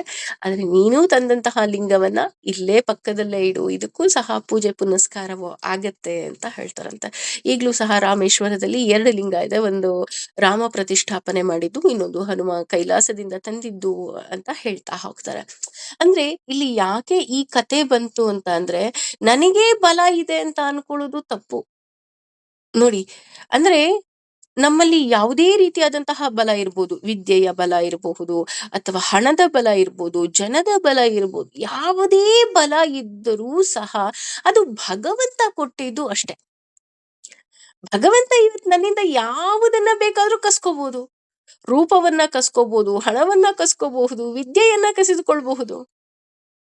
ಅವನ ಇಚ್ಛೆ ಇದ್ರೆ ಮಾತ್ರ ಎಲ್ಲವುದು ನನ್ನ ಬಳಿ ಇರುತ್ತೆ ವಿನಃ, ನನ್ನಿಂದ ಅನ್ನುವ ಅಹಂಕಾರ ಬಂತು ಅಂದ್ರೆ ಖಂಡಿತವಾಗ್ಲೂ ಸಹ ಅದು ವಿಷಕ್ಕೆ ಸಮ ಅಂತ ಹೇಳ್ತಾ ಹೋಗ್ತಾರೆ. ಹಾಗಾಗಿ ಈ ಅಸುರಿ ಗುಣದವರು ನಾನೇ ಬಲವಂತ ಅಂತ ಹೇಳ್ತಾ ಹೋಗ್ತಾರೆ. ಅಷ್ಟೇ ಅಲ್ಲ, ನಾನೇ ಸುಖಿ ಅನ್ನುವಂತಹ ಭ್ರಮೆಯಲ್ಲಿ ಇರ್ತಾರೆ. ಹಾಗಿದ್ರೆ ಸುಖಿ ಅನ್ನೋರೆಲ್ಲ ಭ್ರಮೆನಲ್ಲಿರ್ತಾರ ಅಂದ್ರೆ ಇಲ್ಲ ರೀ. ಸುಖಿ ಅನ್ನೋರು ಭ್ರಮೆನಲ್ಲ. ಈಗ ಭಗವಂತನ ನಾಮಸ್ಮರಣೆಯಲ್ಲಿರೋರು ನಿಜವಾದ ಸುಖಿಗಳು.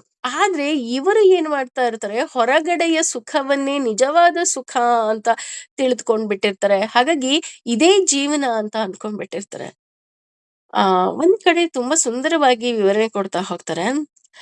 ಮರಣ ದಂಡಿಗೆ ಮರಣ ದಂಡನೆಗೆ ಯಾರನ್ನ ಕೊಂಡು ಹೋಯ್ತಾರೋ ಅವನಿಗೆ ಸುಖ ಎಲ್ಲಿದೆ ಅಂತ, ಅಲ್ವಾ? ಅಂದ್ರೆ ಇನ್ನೊಂದು ಅರ್ಧ ಗಂಟೆ ಅವನಿಗೆ ಇವತ್ತು ಮರಣ ದಂಡನೆ ಇದೆ, ಈಗ ಒಂದು 12 o'clockಗೆ ಅಂತ ಅಂದ್ರೆ ಅವನನ್ನ ಹೋಗಿ ನೀವು 11:30ಗೆ ಹೋಗ್ಬಿಟ್ಟು ಹೆಂಗಿದ್ಯಪ್ಪಾ ಅಂತ ನೀವು ಏನಾದ್ರೂ ಮಾತಾಡ್ಸಿದ್ರೆ ಅವನ್ ಏನ್ ಹೇಳ್ತಾನೆ? ನಾನ್ ಎಲ್ರಿ ಸುಖವಾಗಿರೋದಿಕ್ಕಾಗುತ್ತೆ, ಇನ್ನೊಂದ್ ಅರ್ಧ ಗಂಟೆ ನನ್ ಸಾವಲ್ ಕಾಯ್ತಾ ಇದೆ, ನನ್ನನ್ ನೇಣಿಗ್ ಹಾಕ್ತಾರೆ, ನಾನ್ ಎಲ್ಲಿ ಸುಖವಾಗಿದ್ದೀನಿ ಅಂತ ಹೇಳ್ತಾನೆ. ಆದ್ರೆ ನಿಜ ಹೇಳ್ಬೇಕಂದ್ರೆ ನಮ್ಮ ಎಲ್ಲರ ಪರಿಸ್ಥಿತಿಯೂ ಅದೇ. ಆದ್ರೆ ನಾವ್ ಅದನ್ನ ಮರೆತು ಬಿಟ್ಟಿರ್ತೀವಿ. ಯಾಕೆ ಅಂತ ಅಂದ್ರೆ, ಸುಖದ ಅನುಭವ ನಿಜವಾಗಿ ಯಾವುದು ಅಂತಾನೆ ನಮ್ಗೆ ಗೊತ್ತಿರೋದಿಲ್ಲ. ಅಂದ್ರೆ ಈಗ ಭಗವಂತನ ನಾಮಸ್ಮರಣೆ ಹಾಗೂ ಭಗವಂತ ಬೇಕು ಅನ್ನೋದೇ ನಿಜವಾದ ಸುಖ. ಅದು ಬಿಟ್ಟು ನಾನು ಇಲ್ಲಿ ಸಿಗುವಂತಹ ಈ ಮಜಾ ಇರ್ಬೋದು, ಎಂಜಾಯ್ಮೆಂಟ್ ಇರ್ಬೋದು, ಇನ್ನೊಂದಿರ್ಬೋದು, ಮತ್ತೊಂದಿರ್ಬೋದು, ಇದನ್ನೇ ಸುಖ ಅಂತ ತಿಳ್ಕೊಳ್ಳೋದು ನಿಜವಾಗ್ಲೂ ಸಹ ತಪ್ಪು ಅಂತ ಇಲ್ಲಿ ಹೇಳ್ತಾ ಹೋಗ್ತಾರೆ. ಅಂತಹ ಸುಖವನ್ನ ಇಲ್ಲಿ ಭ್ರಮೆಗೆ ಹೋಲಿಸ್ತಾ ಇದ್ದಾರೆ. ಹಾಗಾಗಿ ಭ್ರಮೆಯಲ್ಲಿ ಇರ್ತಾರೆ ಅಂತ ಹೇಳ್ತಾ ಹೋಗ್ತಾರೆ. ಅದೇ ಮುಂದುವರೆದು ಹೇಳ್ತಾ ಹೋಗ್ತಾನೆ ಭಗವಂತ. ಆಡ್ಯ ಶ್ರೀಮಂತನು ಅಭಿಜಾನಂ ಸಿರಿವಂತ ಬಂಧುಗಳಿಂದ ಸುತ್ತಲ್ಪಟ್ಟಿರುವವನು ಅಸ್ಮಿ ಆಗಿದ್ದೇನೆ. ಕಹ ಯಾರೋ ಅನ್ಯ ಬೇರೆಯವರು ಅಸ್ತಿ ಇದ್ದಾರೆ. ಸದೃಶಃ ಸಮಾನರು ಮಯ ನನಗೆ ಯಕ್ಷೆ ಯಜ್ಞ ಮಾಡುತ್ತೇನೆ. ದಾಸ್ಯಾಮಿ ದಾನ ಮಾಡುತ್ತೇನೆ. ಮೋಕ್ಷ ಸಾರಿ ಮೋದಿಷ್ಯೆ ಸಂತೋಷಿಸುತ್ತೇನೆ. ಇತಿ ಹೀಗೆ ಅಜ್ಞಾನದಿಂದ ವಿಮೋಹಿತಾಹ ಭ್ರಾಂತಿನಾಗಿರುತ್ತಾನೆ. ಅಂದ್ರೆ ಹೇಳಿದ್ವಲ್ಲ, ಇನ್ನು ಎಳೆ ಎಳೆಯಾಗಿ ಭಗವಂತ ನಮಗೆ ಹೇಳ್ತಾ ಹೋಗ್ತಾನೆ. ಇನ್ನೂ ಹೇಗಿರ್ತಾರೆ ಈ ಅಸುರಿ ಗುಣಗಳದವರು ಅಂದ್ರೆ, ಇಷ್ಟೇ ತಮ್ಮ ಬಗ್ಗೆ ತಾವು ಕೊಚ್ಕೊಳ್ತಾ ಇರೋದೇ, ಹೊಗಳ್ತಾ ಇರೋದೇ, ಇದು ಅವರ ಏನಂತಾರೆ ಬೈ ಬ್ಲಡ್ ಅಂತ ಹೇಳ್ತಾರಲ್ಲ, ಆ ರೀತಿ ಆಗೋಗ್ಬಿಟ್ಟಿರುತ್ತೆ. ಅಷ್ಟ್ಯೋಭಿ ಜಾನವಾನಸ್ಮಿ ಅಂದ್ರೆ, ನಾನು ಹಣವಂತ, ನನ್ನ ಬಳಿ ಹಣ ಇದೆ, ನನ್ಗೆ ಏನೆಲ್ಲ ಬೇಕೋ ಅದನ್ನೆಲ್ಲ ತಗೊಳ್ಳುವಂತಹ ಶಕ್ತಿ ನನ್ನಲ್ಲಿ ಇದೆ. ಹಾಗೇನೆ ಕೋನ್ಯೋಸ್ತಿ ಸದೃಶೋ ಮಯ ಅಂದ್ರೆ, ನನಗ್ ಸರಿಸಾಟಿ ಯಾರಿದ್ದಾರೆ, ನನಗ್ ಸರಿಸಾಟಿ ಯಾರು ಇಲ್ಲ, ಈ ರೀತಿ ಯೋಚನೆ ಮಾಡ್ತಾ ಇರ್ತಾರೆ. ಅಂದ್ರೆ ಅವರು ತಮ್ಮ ಮನಸ್ಸನ್ನ ತಾವರು ತುಂಬಾ ಕೆಡಿಸ್ಕೊಂಡ್ಬಿಟ್ಟಿರ್ತಾರೆ ಅಂತ ಹೇಳ್ತಾ ಹೋಗ್ತಾರೆ. ಅಂದ್ರೆ ನನ್ನ ಹತ್ರ ಎಲ್ಲ ಇದೆ, ನಾನು ದುಡ್ಡಿಂದ ಏನ್ ಬೇಕಾದ್ರೂ ಪಡ್ಕೊಳ್ತೀನಿ, ದುಡ್ಡಿದ್ರೆ ಎಲ್ಲ. ಆದ್ರೆ ನಿಜವಾದ ಸಂಪತ್ತು ಅಂತ ಏನಿದೆ, ಅದು ಯಾವುದೂ ಸಹ ಹಣದಿಂದ ಬರೋದೇ ಇಲ್ಲ ಅಲ್ವಾ? ಪ್ರೀತಿ ಇರಬಹುದು, ವಿಶ್ವಾಸ ಇರಬಹುದು, ನಂಬಿಕೆ ಇರಬಹುದು, ವಿದ್ಯೆ ಇರಬಹುದು, ಇದೆಲ್ಲ ಹಣದಿಂದ ಬರುತ್ತಾ ಅಂತ ನೋಡೋದಿದ್ರೆ ಖಂಡಿತವಾಗಿಯೂ ಹಣದಿಂದ ಬರೋದಿಲ್ಲ. ನಾವು ಯಾವಾಗ ಸಮರ್ಪಣಾ ಭಾವದಿಂದ ಇರ್ತೀವಿ, ಆಗ ಮಾತ್ರ ಬರೋದಿಕ್ಕೆ ಸಾಧ್ಯ. ಆದ್ರೆ ಈ ಅಸುರಿ ಗುಣದವರು ಏನ್ ಮಾಡ್ಕೊಂಡ್ಬಿಟ್ಟಿರ್ತಾರೆ ಅಂದ್ರೆ, ನನ್ನ ಹತ್ರ ಹಣ ಇದೆ, ನಾನು ಏನ್ ಬೇಕಾದ್ರೂ ತಗೊಳ್ತೀನಿ. ಈಗ ನೋಡಿ, ನಮ್ಮ ಹತ್ರ ಹಣ ಇತ್ತು ಅಂದ್ರೆ ನಾವು ಒಂದು ಒಳ್ಳೆ ಹಾಸಿಗೆಯನ್ನ ತಗೋಬಹುದೇ ವಿನಃ ನಿದ್ರೆಯನ್ನ ತಗೊಳ್ಳೋದಿಕ್ಕೆ ಸಾಧ್ಯ ಇಲ್ಲ. ನಿನ್ನ ಹತ್ರ ಹಣ ಇತ್ತು ಅಂದ್ರೆ ಒಬ್ಬ ಹುಡುಗಿಯನ್ನ ಮದುವೆ ಮಾಡ್ಕೋಬಹುದೇ ವಿನಃ ಆ ಹುಡುಗಿಯ ಪ್ರೀತಿಯನ್ನ ಗಳಿಸೋದಿಕ್ಕೆ ಸಾಧ್ಯನೇ ಇಲ್ಲ. ಅಥವಾ ಇನ್ನೂ ಒಂದ್ ಹೆಜ್ಜೆ ಮುಂದ್ ಹೋಗಿ ಹೇಳ್ಬೇಕು ಅಂದ್ರೆ, ಹಣ ಇತ್ತು ಅಂದ್ರೆ ಓಕೆ, ಇವತ್ತು ಏನೆಲ್ಲ ಟ್ರೀಟ್ಮೆಂಟ್ ತಗೊಂಡು ಒಂದು ಮಗುನ ಬೇಕಾದ್ರೂ ಮಾಡ್ಕೋಬಹುದು. ಆದ್ರೆ ಒಳ್ಳೆ ಪೇರೆಂಟ್ ಆಗೋದಿಕ್ಕೆ ಸಾಧ್ಯನೇ ಇಲ್ಲ. ಹೇಗಾಗ್ತೀಯ ನೀನ್ ಒಳ್ಳೆ ಪೇರೆಂಟ್? ಈಗಿನ ಕಾಲದಲ್ಲಿ ಹೇಗಾಗೋಗಿದೆ ಅಂದ್ರೆ, ಮನೆಯಲ್ಲಿ ಎಲ್ಲರೂ ಸಹ ದುಡಿಯೋದಿಕ್ಕೆ ಹೋಗ್ತಾರೆ. ಇದು ನಾನು ಸಹ ಕಂಡಂತಹ ಕಹಿ ಸತ್ಯ ಅಂತಾನೆ ಹೇಳ್ಬೋದು. ಅವರ ಪ್ರಕಾರ ಅಂದ್ರೆ ಅಪ್ಪ ಅಮ್ಮ ಇಬ್ರು ಎಲ್ಲಿ ದುಡಿಯೋದಿಕ್ಕೆ ಹೋಗ್ತಾರೆ, ಅವರು ಹೇಗೆ ಯೋಚನೆ ಮಾಡ್ತಾರೆ ಅಂದ್ರೆ, ಓಕೆ, ನಾನಿವತ್ತು ಯಾರೋ ಒಬ್ರು ₹100 ಡ್ರೆಸ್ ಕೊಡ್ಸಿದ್ರ, ನಾನ್ ನಿನಗೆ ₹1000 ಕೊಡ್ತಾ ಇದ್ದೀನಿ, ತಗೋ ನಿನ್ಗೆ ಏನ್ ಬೇಕೋ ನೀನ್ ಮಜಾ ಮಾಡ್ಕೋ. ಯಾಕೆಂದ್ರೆ ದಿ ಥಿಂಕ್ ಹಣ ಇದ್ರೆ ಏನ್ ಬೇಕಾದ್ರೂ ಸಿಕ್ಬಿಡುತ್ತೆ.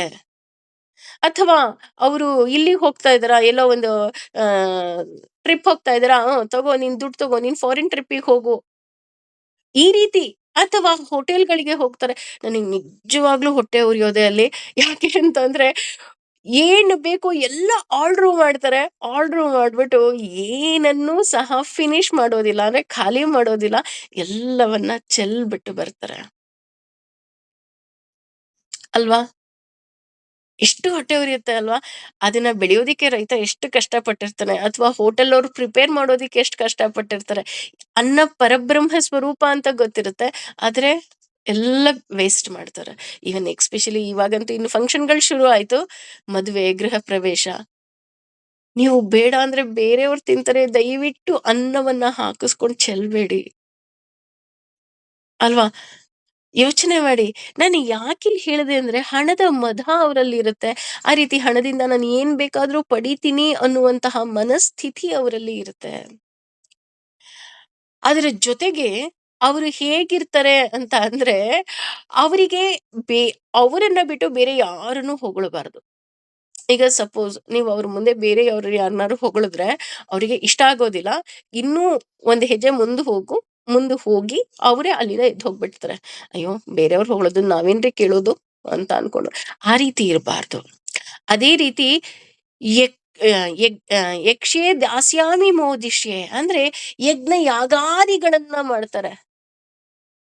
ಅಯ್ಯೋ! ಯಜ್ಞ ಯಾಗಾದಿಗಳು ಮಾಡೋದು ಸಜ್ಜನರ ಲಕ್ಷಣ ಅಲ್ವಾ? ಅಂದ್ರೆ ಹೌದು, ಯಜ್ಞ ಯಾಗಾದಿಗಳನ್ನ ಮಾಡೋದು ಸಜ್ಜನರ ಲಕ್ಷಣ.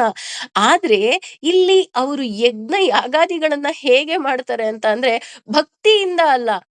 ನನ್ನ ಹತ್ರ ಹಣ ಇದೆ, ನೀನ್ ಯಾವ ಪೂಜೆ ಪುನಸ್ಕಾರವನ್ನ ಬೇಕಾದ್ರೂ ಮಾಡು. ಸರಿ 100 ಜನ ಏನೋ 1000 ಜನನ್ನ ಕರಿ, ಯಜ್ಞ ಮಾಡು, ಹೋಮ ಮಾಡು, ಇನ್ನೂ ಅಂದ್ರೆ ಅವರ ತೋರ್ಪಡಿಕೆಗೋಸ್ಕರ ಮಾಡ್ತಾರೆ. ಹಾಗಾಗಿ ಇಷ್ಟೇ ಅಲ್ಲ, ಇತ್ಯಜ್ಞಾನ ವಿಮೋಹಿತಾಃ. ಅಜ್ಞಾನದಿಂದ ಮೋಹಕ್ಕೆ ಒಳಗಾಗಿರ್ತಾರೆ ಅವರು. ಅಜ್ಞಾನದಿಂದ ಅಂತ ಅಂದ್ರೆ ದೇವ್ರೇ ಇಲ್ಲ. ಕೇವಲ ನಾನು, ನಾನು, ನಾನು, ನಾನು, ನಾನು, ನಾನು, ನಾನು, ನಾನು, ನಾನು. ನೋಡ್ರಿ ನಾನು ಹೇಗ್ ಹೋಮ ಮಾಡ್ದೆ, ನೋಡಿದ್ರೇನ್ರಿ ನಾನು ಹೇಗ್ ಹವನ ಮಾಡ್ದೆ, ನೋಡಿ ಅವ್ರು ಬರೀ ಅಷ್ಟು ಸಿಂಪಲ್ ಆಗಿ ಮಾಡಿದ್ರು. ನಾನ್ ನೋಡಿ 60,000 ಕೊಟ್ಟು ಫ್ಲವರ್ ಡೆಕೋರೇಷನ್ ಮಾಡ್ಸಿದೀನಿ. 80,000 ನಾನು ಫುಡ್ಡಿಗ್ ಹಾಕಿದೀನಿ.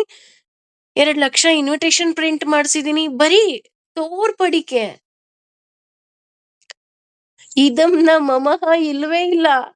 ಇದ್ ಯಾವ್ದು ನನ್ನದಲ್ಲ ಸ್ವಾಮಿ ನಿನ್ನದು ಅನ್ನೋ ಭಾವನೆನೇ ಇಲ್ಲ. ನಾಹಂ ಕರ್ತ ಹರಿಕರ್ತ, ಭಗವಂತ ನನ್ನ ಕೈಯಲ್ಲಿ ಈ ಯಜ್ಞ ಯಾಗಾದಿಗಳು ಅನ್ನುವಂತಹ ಧರ್ಮ ಕಾರ್ಯವನ್ನ ನನ್ನ ಕೈಲಿ ಮಾಡಿಸ್ತಾ ಇದ್ದಾನೆ ಅಂತ ಅಂದ್ರೆ ನಾನು ಅವನಿಗೆ ಎಷ್ಟು ಶರಣಾಗ್ಬೇಕು ಅನ್ನೋದಿಲ್ಲ. ಅದು ಬಿಟ್ಟು ನನ್ನಿಂದ ನನ್ನಿಂದ ನನ್ನಿಂದ ನನ್ನಿಂದ ನನ್ನಿಂದ ಅಂತ ಕೊನೆಗೆ ಅವರಿಗೆ ಇದು ಏನು ಮಾಡ್ತಾ ಇದಾರೆ ಅದೂ ಸಹ ಗೊತ್ತಿಲ್ಲ. ಅಂದ್ರೆ ಯಾಕೆ ಹೀಗ್ ಮಾಡ್ತಿದ್ದಾರೆ ಅಂತ ಅವ್ರಿಗೂ ಸಹ ಗೊತ್ತಾಗೋದಿಲ್ಲ. ಅಂದ್ರೆ ಭಗವಂತನೇ ಎಲ್ಲ ಅಂತ ಯಾವಾಗ ಜನ ಮರ್ತ್ ಬಿಡ್ತಾರೆ, ಆಗ ನಾವು ಯಾವುದೇ ಪೂಜೆ ಪುನಸ್ಕಾರ ಏನೇ ಮಾಡಿದ್ರು ಸಹ ಅದು ಕೇವಲ ತೋರ್ಪಡಿಕೆ ಆಗುತ್ತೆ ವಿನಃ ಇಲ್ಲಿ ಎಲ್ಲೂ ಸಹ ಭಕ್ತಿ ಭಾವ ಇರೋದಿಕ್ಕೆ ಸಾಧ್ಯನೇ ಇಲ್ಲ. ಅದಕ್ಕೆ ಇಲ್ಲಿ ಹೇಳ್ತಾ ಇರೋದು ಅಸುರಿ ಗುಣಗಳು ಇವೆಲ್ಲ. ನಾವು ಮೊದಲು ಈ ಅಸುರಿ ಗುಣದಿಂದ ಹೊರಗಡೆ ಬರ್ಬೇಕು ಅಂತ ಅಂದ್ರೆ ಮೊದಲಿಗೆ ನಾವು ತಿಳ್ಕೋಬೇಕಾಗಿರೋದು ನಾಹಂಕರ್ತ ಹರಿಕರ್ತ. ನಾನೇನೂ ಮಾಡ್ತಾ ಇಲ್ಲಪ್ಪ, ನನ್ನ ಕೈಯಲ್ಲಿ ಭಗವಂತ ಮಾಡಿಸ್ತಾ ಇದ್ದಾನೆ. ನಾನು ಏನೇ ಮಾಡ್ಬೋದು, ಯಜ್ಞ ಯಾಗಾದಿಗಳನ್ನ ಮಾಡ್ಬೋದು, ದಾನ ಧರ್ಮಾದಿಗಳನ್ನ ಮಾಡ್ಬೋದು, ಧರ್ಮ ಕಾರ್ಯಕ್ಕೆ ಸಹಾಯ ಮಾಡಬಹುದು. ಏನೇ ಮಾಡಿದ್ರು ಸಹ ನಾನು ಮಾಡ್ತಾ ಇಲ್ಲ, ಭಗವಂತ ನನ್ನ ಕೈಲಿ ಮಾಡಿಸ್ತಾ ಇದ್ದಾನೆ. ಇನ್ನೊಂದು ಇದಂ ನ ಮಮಃ. ಇದ್ಯಾವುದು ನಂದಲ್ಲ ತಂದೆ. ಯಾಕೆ ಅಂತಂದ್ರೆ ನಾನ್ ಬರ್ಬೇಕಾದ್ರೂ ಖಾಲಿ ಕೈಯಲ್ಲೇ ಬಂದಿದ್ದೆ, ಹೋಗ್ಬೇಕಾದ್ರೂ ಖಾಲಿ ಕೈಯಲ್ಲೇ ಹೋಗ್ತಾ ಇದ್ದೀನಿ. ಹಾಗಾಗಿ ನೀನು ನನ್ನ ಕೈಯಲ್ಲಿ ಏನು ಪೋಸ್ಟ್ ಮ್ಯಾನ್ ಕೆಲಸ ಮಾಡಿಸ್ತಾ ಇದೀಯಾ, ಆ ಪೋಸ್ಟ್ ಮ್ಯಾನ್ ಕೆಲಸವನ್ನ ನಾನ್ ಮಾಡ್ತಾ ಇದ್ದೀನಿ ಅಷ್ಟೇ.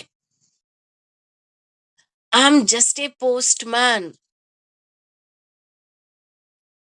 ನಾವ್ ತಿಳ್ಕೊಂಬಿಡ್ಬೇಕು ಪೋಸ್ಟ್ ಮ್ಯಾನ್ ಹತ್ರ ಎಷ್ಟೊಂದು ದುಡ್ಡಿರುತ್ತೆ ಅದೆಲ್ಲ ಪೋಸ್ಟ್ ಮ್ಯಾನ್‌ದ. ಅಥವಾ ಪೋಸ್ಟ್ ಮ್ಯಾನ್ ಬಂದು ನಮ್ಗೆ ಪೋಸ್ಟ್ ಕೊಡ್ತಾರೆ, ಹಣವನ್ನ ಕೊಡ್ತಾರೆ. ಪೋಸ್ಟ್ ಮ್ಯಾನ್ ಕೊಡ್ತಿದಾರಾ? ಇಲ್ಲ. ನಮ್ಮ ಪ್ರೀತಿ ಪಾತ್ರರು ಕೊಡ್ತಾ ಇರ್ತಾರೆ. ಅದೇ ರೀತಿ ಇಲ್ಲಿ ನಮ್ಮ ಜೀವನಕ್ಕೆ ಏನೆಲ್ಲ ಬೇಕೋ ಅದನ್ನ ಭಗವಂತ ಬೇರೆಯವರ ಮೂಲಕ ನಮ್ಗೆ ಕೊಡಿಸ್ತಾ ಇರ್ತಾನಷ್ಟೇ.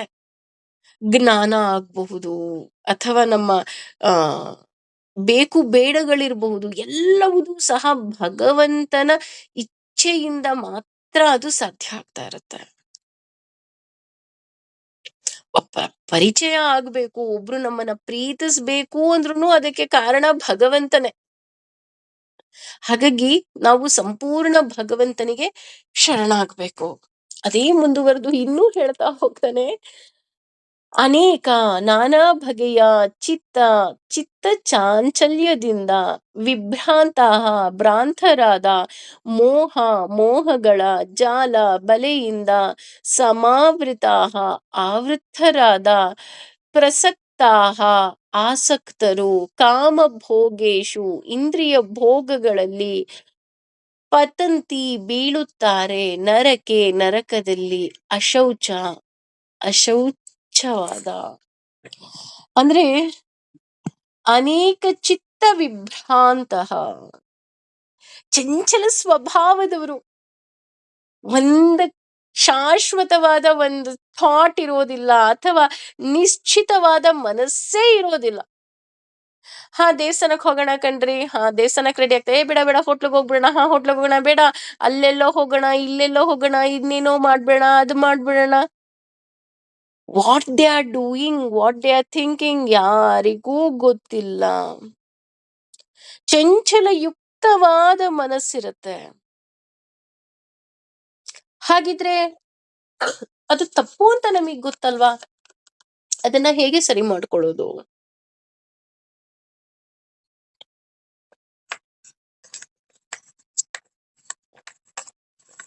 ಚಂಚಲ ಮನಸ್ಸಿದೆ ಅಂದ್ರೆ ಮೊದಲು ಭಗವಂತನಿಗೆ ಶರಣಾಗ್ಬೇಕು. ಯಾಕೆ ಅಂದ್ರೆ 5 ಕರ್ಮೇಂದ್ರಿಯ 5 ಜ್ಞಾನೇಂದ್ರಿಯದ ಜೊತೆಗೆ 11ನೇ ಇದೆ ಮನಸ್ಸು. ಭಗವಂತ, ನನ್ನ ಮನಸ್ಸು ಈ ರೀತಿ ಮಂಗನ ಹಾಗಾಡ್ತಾ ಇದೆ, ದಯವಿಟ್ಟು ಅದನ್ನ ಒಂದು ಹತೋಟಿಗೆ ತರುವಂತಹ ಶಕ್ತಿ ಇರೋದು ಕೇವಲ ನಿನಗೆ ಮಾತ್ರ ಪ್ರಭು, ಇನ್ಯಾರಿಗೂ ಇಲ್ಲ. ಯಾಕೆ ಅಂದ್ರೆ ನನ್ನ ಮನಸ್ಸನ್ನ ನಾನು ಕರೆದುಕೊಂಡು ಬರೋದಿಕ್ಕಾಗ್ತಾ ಇಲ್ಲ. ನನ್ನ ಮನಸ್ಸನ್ನ ನಿನ್ನ ಪಾದದ ಬಳಿ ಇಡುವಂತಹ ಶಕ್ತಿಯನ್ನ ಕೊಡು ತಂದೆ ಅಂತ ನಾವು ಅವನ ಹತ್ರ ಕೇಳ್ಕೋಬೇಕು. ಹಾಗಾಗಿ ಈ ಚಂಚಲ ಮನಸ್ಸಿರೋದು ಮೊದಲ ಅಸುರಿ ಗುಣ ಅಂತ ಹೇಳ್ತಾ ಹೋಗ್ತಾರೆ. ಹಾಗೆ ಇನ್ನೂ ಒಂದು ಕೆಟ್ಟ ಸ್ವಭಾವ ಅವರಲ್ಲಿರುತ್ತೆ. ಅದೇನಪ್ಪಾ ಅಂದ್ರೆ ಎಲ್ಲರೂ ಹೇಳೋದು ಕೇಳೋದು. ಯಾರೋ ಒಬ್ರು ಈ ಪೂಜೆ ಮಾಡಿ ಕೇಳೋದು, ಇನ್ನೊಬ್ರು ಯಾರೋ ಆ ಪೂಜೆ ಮಾಡಿ ಕೇಳೋದು, ಯಾರೋ ಈ ಕ್ಲಾಸಿಗೆ ಸೇರ್ಕೊಳ್ಳಿ ಸೇರ್ಕೊಳ್ಳೋದು, ಆ ಕ್ಲಾಸಿಗೆ ಸೇರ್ಕೊಳ್ಳಿ ಸೇರ್ಕೊಳ್ಳೋದು. ಕೊನೆಗೆ ಎಲ್ಲ ಒಂಥರ ಇರುಸು ಮುರುಸು ಆಗಿ ಕೊನೆಗೆ ಅವರೇ ಒಂದು ಭ್ರಾಂತಿಗೆ ಒಳಗಾಗ್ಬಿಡೋದು. ಏನ್ ಮಾಡ್ಬೇಕು ಏನ್ ಮಾಡ್ಬಾರ್ದು, ಇವ್ರು ಹಾಗೆ ಹೇಳ್ತಾರೆ ಇವ್ರು ಹೀಗೆ ಹೇಳ್ತಾರೆ ಅಂತ ಮತ್ತೆ ತಲೆ ಕೆಡಿಸ್ಕೊಂಡು ಮತ್ತೆ ಕುತ್ಕೊಂಡು ಮತ್ತೆ ಯೋಚನೆ ಮಾಡೋದು. ಹಾಗಿದ್ರೆ ಎಲ್ಲರೂ ಹೇಳೋದು ಕೇಳೋದು ತಪ್ಪಾ ಅಂದ್ರೆ, ಎಲ್ಲರೂ ಹೇಳೋದು ಕೇಳೋದು ತಪ್ಪು ಅಂತ ನಾನು ಹೇಳ್ತಾ ಇಲ್ಲ. ಆದ್ರೆ ಎಲ್ಲವನ್ನ ನಿಮ್ಮ ಮನಸ್ಸಿನ ಒಳಗೆ ಹಾಕೊಳ್ಳೋದು ತಪ್ಪು. ಯಾಕೆ ಅಂತ ಅಂದ್ರೆ ಇಲ್ಲಿ ಭಗವಂತ ನಮಗೆ ಎಷ್ಟು ಸುಂದರವಾಗಿ ನನ್ನನ್ನ ಹೇಗೆ ಪ್ರೀತಿಸ್ಬೇಕು, ನನ್ನನ್ನ ಹೇಗೆ ಭಕ್ತಿ ಮಾಡ್ಬೇಕು, ನನ್ನನ್ನ ಹೇಗೆ ಪೂಜೆ ಪುನಸ್ಕಾರ ಮಾಡ್ಬೇಕು ಅಂತ ಎಷ್ಟು ಸುಂದರವಾಗಿ ಅವನೇ ವಿವರಣೆ ಕೊಡ್ತಾ ಇದ್ದಾನೆ ಅಲ್ವಾ? ಹಾಗಿರ್ಬೇಕಾದ್ರೆ ನಾವು ಯಾಕೆ ಅನ್ಯರ ಮಾತನ್ನ ಕೇಳ್ಬೇಕು? ಅದೇ ರೀತಿ ಮೋಹಜಾಲ ಸಮಾನ್ವಿತಾಹ ಸಮಾವೃತಾಹ ಅಂದ್ರೆ ತಪ್ಪು ತಪ್ಪು ಕಲ್ಪನೆಗಳಿಗೆ ಒಳಗಾಗಿ ಬಿಡಲಾರದ ನಂಟು ಅವರಲ್ಲಿ ಆಗೋಗ್ಬಿಡತ್ತೆ. ಹೇಗೆ ಅಂದ್ರೆ ಮೀನು ನಾನು ಸಮುದ್ರದಲ್ಲಿ ಇದೀನಿ ಅಂತ ಅನ್ಕೊಳ್ತಾ ಇದೆ, ಆದ್ರೆ ಆ ಸಮುದ್ರಕ್ಕೆ ಒಬ್ಬ ದೊಡ್ಡ ಬಲೆಗಾರ ಬಲೆಯನ್ನ ಹಾಕಿ ಆ ಮೀನನ್ನ ಬಲೆಯಲ್ಲಿ ಸಿಲುಕಿ ಹಾಕಿಸಿಕೊಂಡ ಹಾಗೆ. ಅಂದ್ರೆ ಇದು ಮಾಡ್ಬೇಕಾ ಅದು ಮಾಡ್ಬೇಕಾ ಹೀಗಿರ್ಬೇಕಾ ಹಾಗಿರ್ಬೇಕಾ ಹೀಗಿದ್ರೆ ಸರಿನಾ ಹಾಗಿದ್ರೆ ಸರಿನಾ ಅನ್ನೋ ಒಂದು ಜಾಲದಲ್ಲಿ ಅವರೇ ಸಿಲುಕಿ ಹಾಕಿಕೊಂಡು ಬಿಟ್ಟಿರ್ತಾರೆ. ಅಷ್ಟೇ ಅಲ್ಲ, ತಪ್ಪು ತಿಳುವಳಿಕೆಯಲ್ಲಿ ಅವರೇ ಅವರ ಬಲೆಯಲ್ಲಿ ಸಿಕ್ಕಾಕೊಂಡ್ಬಿಟ್ಟಿರ್ತಾರೆ. ಈಗ ಹೇಳ್ತಾ ಹೋಗ್ತಾರೆ, ಒಂದು ಜೇಡ ಇರುತ್ತಲ್ವಾ, ಆ ಜೇಡ ಏನ್ ಮಾಡುತ್ತೆ, ಒಂದು ಪುಟ್ಟ ಬಲೆಯನ್ನ ಫಸ್ಟ್ ಹೆಣೆಯುತ್ತೆ. ಆಮೇಲೆ ಅದಕ್ಕೆ ಅನಿಸುತ್ತೆ, ಅಯ್ಯೋ ಇಷ್ಟು ಪುಟ್ಟ ಬಲೆಯನ್ನ ಹೆಣೆದ್ರೆ ಆಗಲ್ಲ, ದೊಡ್ಡ ಬಲೆಯನ್ನ ಹೆಣಿಬೇಕು ಅಂತ ಒಂದು ದೊಡ್ಡ ಬಲೆಯನ್ನ ಹೆಣೆಯುತ್ತೆ. ಯಾಕೆ ಅಂತ ಅಂದ್ರೆ ಅದು ಅನ್ಕೊಳ್ತಾ ಇರುತ್ತೆ, ಇಲ್ಲಿ ನಾನು ದೊಡ್ಡ ಬಲೆಯನ್ನ ಹೆಣೆದ್ರೆ ಆಹಾರ ಬೇಗ ದೊಡ್ಡ ದೊಡ್ಡ ಸಿಕ್ಕುತ್ತೆ, ನಾನ್ ತಿನ್ಬೋದು ಅಂತ. ಆದ್ರೆ ಅದನ್ನ ತಿನ್ನೋದಿಕ್ಕೆ ಬೇರೆ ಕ್ರಿಮಿ ಕೀಟ ಬಂದಾಗ ಅದು ಓಡೋಗಕ್ಕೆ ಹೋದಾಗ ಅದೇ ಬಲೆಯಲ್ಲೇ ಅದು ಸಿಲುಕಿ ಸಾಯುವಂತಹ ಸಾಧ್ಯತೆಯೇ ಹೆಚ್ಚಿರುತ್ತೆ. ಅದೇ ರೀತಿ ಈ ಮನುಷ್ಯನೂ ಅಷ್ಟೆ. ನಾನು, ನನ್ನ ಮನೆ, ನನ್ನ ಮಕ್ಕಳು, ನನ್ನ ಆಸ್ತಿ, ನನ್ನ ದೇಹ, ನನ್ನ ರೂಪ, ನನ್ನ ವಿದ್ಯೆ, ನಂದು ನಂದು ನಂದು ನಂದು ಅಂತ ದೊಡ್ಡ ಬಲೆಯಲ್ಲಿ ಸಿಕ್ಕಾಕೊಂಡ್ಬಿಟ್ಟು ಕೊನೆಗೆ ನನಗೆ ಮೋಕ್ಷ ಬೇಕು ಅಂತ ಓಡ್ ಹೋಗೋದಕ್ಕೆ ನಾವು ಹೊರಟಾಗ ನಮ್ಗೆ ಬಿಡುಗಡೆ ಸಿಕ್ಕೋದಿಲ್ಲ. ಅದೇ ಬೇಲಿಯಲ್ಲೇ ಮತ್ತೆ ನಾವು ಸಿಕ್ಕಾಕೊಂಡ್ಬಿಡ್ತೇವೆ. ಎಷ್ಟು ಸತ್ಯ ಅಲ್ವಾ? ಅದಕ್ಕೆ ಇಲ್ಲಿ ಭಗವಂತ ಎಷ್ಟು ಸುಂದರವಾಗಿ ಹೇಳ್ತಾನೆ ಅಂದ್ರೆ, ನಾವಿಲ್ಲಿ ಯಾರು ಯಾವ್ದ್ರಿಂದಲೂ ಓಡ್ ಹೋಗ್ಬಾರ್ದು. ನೋಡಿ, ಅಂದ್ರೆ what we did the mistake, ನಾವು ಮೊದ್ಲು ನಾವ್ ಏನ್ ತಪ್ಪು ಮಾಡಿದ್ವಿ ಅಂತ ಅಂದ್ರೆ, ನಂದು ನಂದು ನಂದು ಅಂತ ಬಲೆ ಹೆಣ್ದಿರೋದೇ ತಪ್ಪು. ಆದ್ರೆ ಭಗವಂತ ಏನ್ ಹೇಳ್ತಾ ಇದ್ದಾನೆ, ನೀನು ನಿನ್ನದು ಅನ್ನೋ ಬಲೆಯನ್ನ ಹೆಣ್ಕೋಬೇಡ, ನಿನ್ನ ಕರ್ತವ್ಯ ಅನ್ನುವಂತಹ ಕೆಲಸವನ್ನ ಮಾತ್ರ ಮಾಡು. ಹೌದು, ಭಗವಂತ ಈ ಸಂಬಂಧ ಅನ್ನುವಂತಹ ಈ ಎಲ್ಲ ಸಂಬಂಧವನ್ನ ಕೊಟ್ಟಿದ್ದಾನೆ. ಇವರಿಗೆಲ್ಲ ನಾನು ಏನ್ ಕೆಲಸ ಮಾಡ್ಬೇಕು ಆ ಕೆಲಸವನ್ನ ಮಾಡ್ತೀನಿ. ಅಮ್ಮ ಆಗಿ, ತಾಯಿಯಾಗಿ, ಹೆಂಡತಿಯಾಗಿ, ಸೊಸೆಯಾಗಿ, ಮಗಳಾಗಿ, ದೊಡ್ಡಮ್ಮ ಆಗಿ, ಅತ್ತೆಯಾಗಿ, ಚಿಕ್ಕಮ್ಮ ಆಗಿ. ಇದು ಬಲೆ ಅಲ್ಲ, ಇದು ಕರ್ತವ್ಯ. ಅದಕ್ಕೆ ನೋಡಿ ಅವನು ಎಷ್ಟು ಸುಂದರವಾಗಿ ಹೇಳ್ತಾನೆ ಅಂದ್ರೆ, ನಾನು ಅನ್ನೋದನ್ನ ನನಗೆ ಅರ್ಪಿಸ್ಬಿಡು, ನಿನಗೆ ಯಾವುದೋ ಪಾಪದ ಲೇಪವೇ ಇರೋದಿಲ್ಲ ಅಂತ ಹೇಳ್ತಾ ಹೋಗ್ತಾನೆ. ಹಾಗೆ ನಾವು ಏನೆಲ್ಲ ಕೆಲಸ ಕಾರ್ಯಗಳನ್ನ ಮಾಡ್ತಾ ಹೋಗ್ತೀವಿ ಅದನ್ನ ಭಗವಂತನ ಪಾದಕ್ಕೆ ಅರ್ಪಿಸ್ಬಿಡ್ಬೇಕಷ್ಟೆ. ಯಾರೋ ಬಂದು ನಮ್ಮಿಂದ ಸಹಾಯ ಕೇಳಿದ್ರ, ಹೌದು ಭಗವಂತ ಬಹುಶಃ ನನಗೆ ಈ ಕರ್ತವ್ಯವನ್ನ ಕೊಟ್ಟಿದ್ದಾನೆ, ಆ ಕೆಲಸವನ್ನ ಮಾಡ್ಬೇಕು. ಸರ್ವಂ ಶ್ರೀ ಕೃಷ್ಣಾರ್ಪಣಮಸ್ತು, ನನಗೆ ಹೋಗ್ಲಿಕ್ಕೇನೂ ಬೇಡ ತೆಗ್ಲಿಕ್ಕೇನೂ ಬೇಡ, ಮುಗೀತು ನನ್ನ ಕೆಲಸ. ಅದೇ ರೀತಿ ಆ ಮೋಹದ ಜಾಲ ನಮ್ಮಲ್ಲಿ ಇರಬಾರ್ದು. ಬೇಕು, ನಂದು, ಆ ಜಾಲನೇ ಇಲ್ಲ, ಬಲೆನೇ ಇಲ್ಲ ಅಂದ್ರೆ ನಾನು ಆರಾಮಾಗಿ ನಾನು ನನ್ನ ಭಗವಂತನನ್ನ ಸೇರಬಹುದಲ್ವಾ? ಹೇಗೆ ಸೇರೋದು? ನನ್ನ ವರ್ಣ, ನನ್ನ ಆಶ್ರಮಕ್ಕೆ ಯಾವ ಕೆಲಸವನ್ನಿದೆಯೋ ಅದನ್ನ ಪಟ್ ಪಟ್ ಪಟ್ ಪಟ್ ಪಟ್ ಮುಗಿಸ್ತಾ ಇರ್ಬೇಕು ಅಷ್ಟೇ.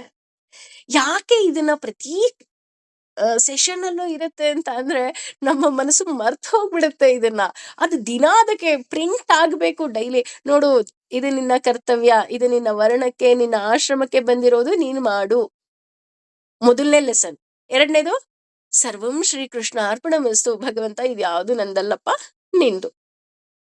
ಮೂರನೇದು, ನಾಹಂ ಕರ್ತ ಹರಿಕರ್ತ, ಭಗವಂತ ನಂದೇನು ಇಲ್ಲ ಕಣಪ್ಪ, ನೀನ್ ಹೇಗೆ ನಡೆಸ್ತೀಯೋ ನಾನು ಹಾಗೆ ನಡ್ಕೊಂಡು ಹೋಗ್ತೀನಿ. ಈ ರೀತಿ ಇಲ್ಲದೆ ಇದ್ದಾಗ ಏನಾಗುತ್ತೆ ಅಂದ್ರೆ, ಪ್ರಸಕ್ತ ಕಾಮಭೋಗೇಶು ಪತಂತಿ ನರಕೇಶು ಚೌ. ಈ ರೀತಿ ನಾನು ಯೋಚನೆ ಮಾಡ್ಲಿಲ್ಲ ಅಂದ್ರೆ ಬಿಡಲಾರದ ನಂಟಿನಲ್ಲಿ ನಾವೇನ್ ಮಾಡ್ತಾ ಹೋಗ್ತೀವಿ, ನರಕಕ್ಕೆ ಹೋಗ್ತೀವಿ. ನರಕ ಅಂದ್ರೆ ಏನು ಅಂತ ಅಂದ್ರೆ, ಅಲ್ಲಿ ಬರೀ ಅಶೌಚ ಇರುತ್ತೆ. ಅಶೌಚ ಅಂದ್ರೆ ಶುಚಿ ಇಲ್ಲದೆ ಇರೋದು. ಹಾಗಿದ್ರೆ ಹೇಗಿರುತ್ತೆ ಅಂತ ಅಂದ್ರೆ, ನನ್ನ ಮನಸ್ಸಲ್ಲೇ ನಾನು ಕಾಮ, ಕ್ರೋಧ, ಮೋಹ, ಲೋಭ, ಮದ, ಮಾತ್ಸರ್ಯ ಎಲ್ಲ ಇಟ್ಕೊಂಡ್ರೆ ಹೇಗ್ರಿ ಇರುತ್ತೆ? ನರಕ ಅಂದ್ರೆ ನೀನು ಸತ್ತ ಮೇಲೆ ಇನ್ನೆಲ್ಲೋ ನರಕಕ್ಕೆ ಹೋಗ್ತೀಯ ಅಂತ ಅಲ್ಲ, ನಿನ್ನ ಮನಸ್ಸೇ ನರಕವಾಗಿ ಹೋಗ್ಬಿಡತ್ತೆ. ಯಾವಾಗ ನರಕ ಆಗುತ್ತೆ ಅಂದ್ರೆ, ನಾನ್ ಹೇಳದ್ನಲ್ಲ, ನಾವು ಕಷ್ಟಪಟ್ಟು ಭಗವಂತನ ನಾಮಸ್ಮರಣೆಯಿಂದ ಆ ಮನಸ್ಸನ್ನ ಶುದ್ಧ ಮಾಡ್ಕೊಂಡಿರ್ತೀವಿ. ಯಾವಾಗ ನಾನು ನನ್ನದು ಅಂತ ಬರುತ್ತೆ, ನನ್ನಲ್ಲಿ ಅಸುರಿ ಗುಣ ಹೆಚ್ಚಾಗತ್ತೆ. ಆಗ ಆ ಮನಸ್ಸಲ್ಲಿ ಕಾಮ, ಕ್ರೋಧ, ಮೋಹ, ಲೋಭ, ಮದ, ಮಾತ್ಸರ್ಯ ಎಲ್ಲವುದು ಮತ್ತೆ ಮನೆ ಮಾಡತ್ತೆ. ಅಲ್ಲಿ ಅಶೌಚ ನೆಲೆಗೊಳ್ಳುತ್ತೆ. ಅಶೌಚ ಅಂದ್ರೆ ಕೆಟ್ಟದ್ದು. ಕೆಟ್ಟ ಕೆಟ್ಟ ಮಾತು ಕೇಳು, ಕೆಟ್ಟ ಕೆಲಸವನ್ನ ಮಾಡು, ಕೆಟ್ಟ ದಾರಿಯಲ್ಲಿ ನಡಿ. ಇದನ್ನ ನೀವು ನರಕ ಅಂತ ಇದ್ದೀರಾ ಅಂತ ಅಂದ್ರೆ, ಹೌದು ಇದೇ ನರಕ. ಯಾಕೆಂದ್ರೆ ಇದೆಲ್ಲ ಮಾಡಿದಾಗ ಆಟೋಮೆಟಿಕಲಿ ನೀನು ಭಗವಂತನಿಂದ ದೂರ ಹೋಗ್ತೀಯಾ. ಭಗವಂತನಿಂದ ದೂರ ಹೋದೆ ಅಂದ್ರೆ ಮತ್ತೆ ನೀನು ಅಧರ್ಮದ ಕಡೆಗೆ ಹೋದೆ, ನೀನು ಧರ್ಮದ ನೆಲೆಯಲ್ಲಿ ಇಲ್ಲ. ಹಾಗಾಗಿ ಈ ಯಾವುದು ಬಿಡಲಾರದ ನಂಟಿಗೆ ನಾನು ಸಿಕ್ಕಾಕೊಳ್ತಾ ಹೋಗ್ತೀನಿ, ಆಗ ಮತ್ತೆ ನನ್ನ ಮನಸ್ಸು ಅಶೌಚಕ್ಕೆ ಹೋಗುತ್ತೆ. ಅದೇ ನರಕೇ ಶುಚ, ನರಕದಕ್ಕೆ ಹೋಗ್ತೀನಿ ನಾನು. ಹಾಗಾಗಿ ನಾನು ನರಕಕ್ಕೆ ಹೋಗಬಾರ್ದು ಅಂದ್ರೆ ಇನ್ನೆಲ್ಲೋ ಅಲ್ಲ. ನಾವ್ ಇರ್ಬೇಕಾದ್ರೇನೆ ಅಂದ್ರೆ ವೆನ್ ವಿ ಆರ್ ಅಲೈವ್ ಬದುಕಿರ್ಬೇಕಾದ್ರೇನೆ ನನ್ನಲ್ಲಿ ಯಾವುದೇ ರೀತಿಯಾದಂತಹ ಆಸೆಗಳಿಲ್ಲದ ಹಾಗೆ ನೋಡ್ಕೊಳ್ತೀವಲ್ಲ, ಅದು ನಿಜವಾದ ಮೋಕ್ಷ. ಆದ್ರೆ ಒಂದ್ ಆಸೆ ಇರ್ಬೇಕು. ಯಾವುದು? ಭಗವಂತ ನೀನ್ ಬೇಕು ಕಣೋ. ನೀನಿಲ್ಲ ಅಂದ್ರೆ ನನಗ್ ಬದುಕೋದಿಕ್ಕಾಗೋದಿಲ್ಲ. ನಾನ್ ನಿನ್ನ ಹುಚ್ಚಿ ತರ ಪ್ರೀತಿಸ್ತೀನಿ. ನನ್ ಕೆಲ್ಸನೇ ಪ್ರೀತಿಸೋದು ನಿನ್ನ. ಪ್ರೀತಿ ಈಸ್ ನಥಿಂಗ್ ಬಟ್ ಭಕ್ತಿ, ಭಕ್ತಿ ಈಸ್ ನಥಿಂಗ್ ಬಟ್ ಪ್ರೀತಿ. ಹಾಗಾಗಿ ಭಗವಂತ ನಾನು ನಿನ್ನ ತುಂಬಾ ಪ್ರೀತಿಸ್ತಾ ಇದ್ದೀನಿ. ನೀನ್ ನನಗ್ ಬೇಕೇ ಬೇಕು. ಅದ್ ಬಿಟ್ಟು ನನಗ್ ಬೇರೆ ಏನು ಬೇಡ. ಯಾಕೆ ಅಂತ ಅಂದ್ರೆ ನನಗೂ ಗೊತ್ತಾಗೋಗಿದೆ ನೀನಿದ್ರೆ ಮಾತ್ರ ನಾನು ಅಂತ. ಹಾಗಾಗಿ ನೀನು ನನಗೆ ಬೇಕು ಅನ್ನುವಂತಹ ಮನಸ್ಥಿತಿಗೆ ನಾವು ಹೋಗ್ಬೇಕು. ಹಾಗಾಗಿ ಭಗವಂತನಿಗೆ ನಾವ್ ಎಷ್ಟು ಪ್ರೀತಿ ಕೊಡೋದಕ್ಕೆ ಸಾಧ್ಯವೋ ಅಷ್ಟು ಪ್ರೀತಿಯನ್ನ ಕೊಡೋಣ. ಹೇಗೆ? ಅವನೇ ಹೇಳ್ತಾ ಇದಾನಲ್ಲ, ಈ ಹಸುರಿ ಗುಣಗಳನ್ನೆಲ್ಲ ಬಿಟ್ಟು ಬಿಡಿ ಅಂತ. ಅದನ್ನ ಬಿಡೋ ಮೂಲಕ. ಇನ್ನು ವ್ಯಾಲೆಂಟೈನ್ಸ್ ಡೇ ತುಂಬಾ ಟೈಮ್ ಇದೆ ಅಲ್ಲ. ಸೊ ಈ ಹಸುರಿ ಗುಣಿಗಳನ್ನೆಲ್ಲ ಬಿಟ್ಟು ಈ ನಮ್ಮ ಮನಸ್ಸು ಅನ್ನುವಂತಹ ಆ ಹೂದೋಟದಲ್ಲಿ ಬರೀ ಪ್ರೀತಿ ಅನ್ನೋ ಕೆಂಪು ಗುಲಾಬಿಯನ್ನೇ ಬೆಳೆಸೋಣ. ಯಾಕೆ ಅಂದ್ರೆ ನನ್ನ ಭಗವಂತನಿಗೆ ನಾನು ಕೊಡಬೇಕು. ಬೇರೆ ಯಾವ್ದೋ ಹುಡುಗನಿಗೆ ಕೊಡ್ಲಿಕ್ಕಲ್ಲ, ನನ್ನ ಭಗವಂತನಿಗೆ ಕೊಡೋಕೆ. ಹಾಗಾಗಿ ನನ್ನ ಭಗವಂತ ನನ್ನ ಹೃದಯದಲ್ಲಿ ಅರಳಿರುವ ಆ ಕೆಂಪು ಗುಲಾಬಿನ ತುಂಬಾ ಇಷ್ಟಪಡ್ತಾನಂತೆ. ನಿಮ್ಮ ಭಗವಂತನು ಇಷ್ಟಪಡ್ಬೇಕು ಅಂದ್ರೆ ಇವತ್ತೇ ಆ ಗುಲಾಬಿ ಗಿಡದ ಸಸಿಯನ್ನ ನಮ್ಮ ಮನಸ್ಸಿನಲ್ಲಿ ಇವತ್ತೇ ನೆಟ್ಬಿಡೋಣ. ಯಾಕಂದ್ರೆ ಹೂ ಬಿಡ್ಬೇಕಲ್ಲ ಅಲ್ವಾ? ಯೋಚನೆ ಮಾಡಿ ಯಾಕೆ ಇಷ್ಟೊಂದು ಹೇಳ್ತಾ ಇದ್ದಾನೆ ಅಂತ ಅಂದ್ರೆ ನಮ್ಮನ್ನ ನಾವು ಇನ್ನಷ್ಟು ಮತ್ತಷ್ಟು ವಿಮರ್ಶೆ ಮಾಡ್ಕೊಳ್ಳೋದಿಕ್ಕೆ. ಇನ್ನು ಏನೆಲ್ಲ ಹೇಳ್ತಾನೆ ಅಂತ ಮುಂದೆ ತಿಳ್ಕೊಳ್ಳೋಣ. Thank you.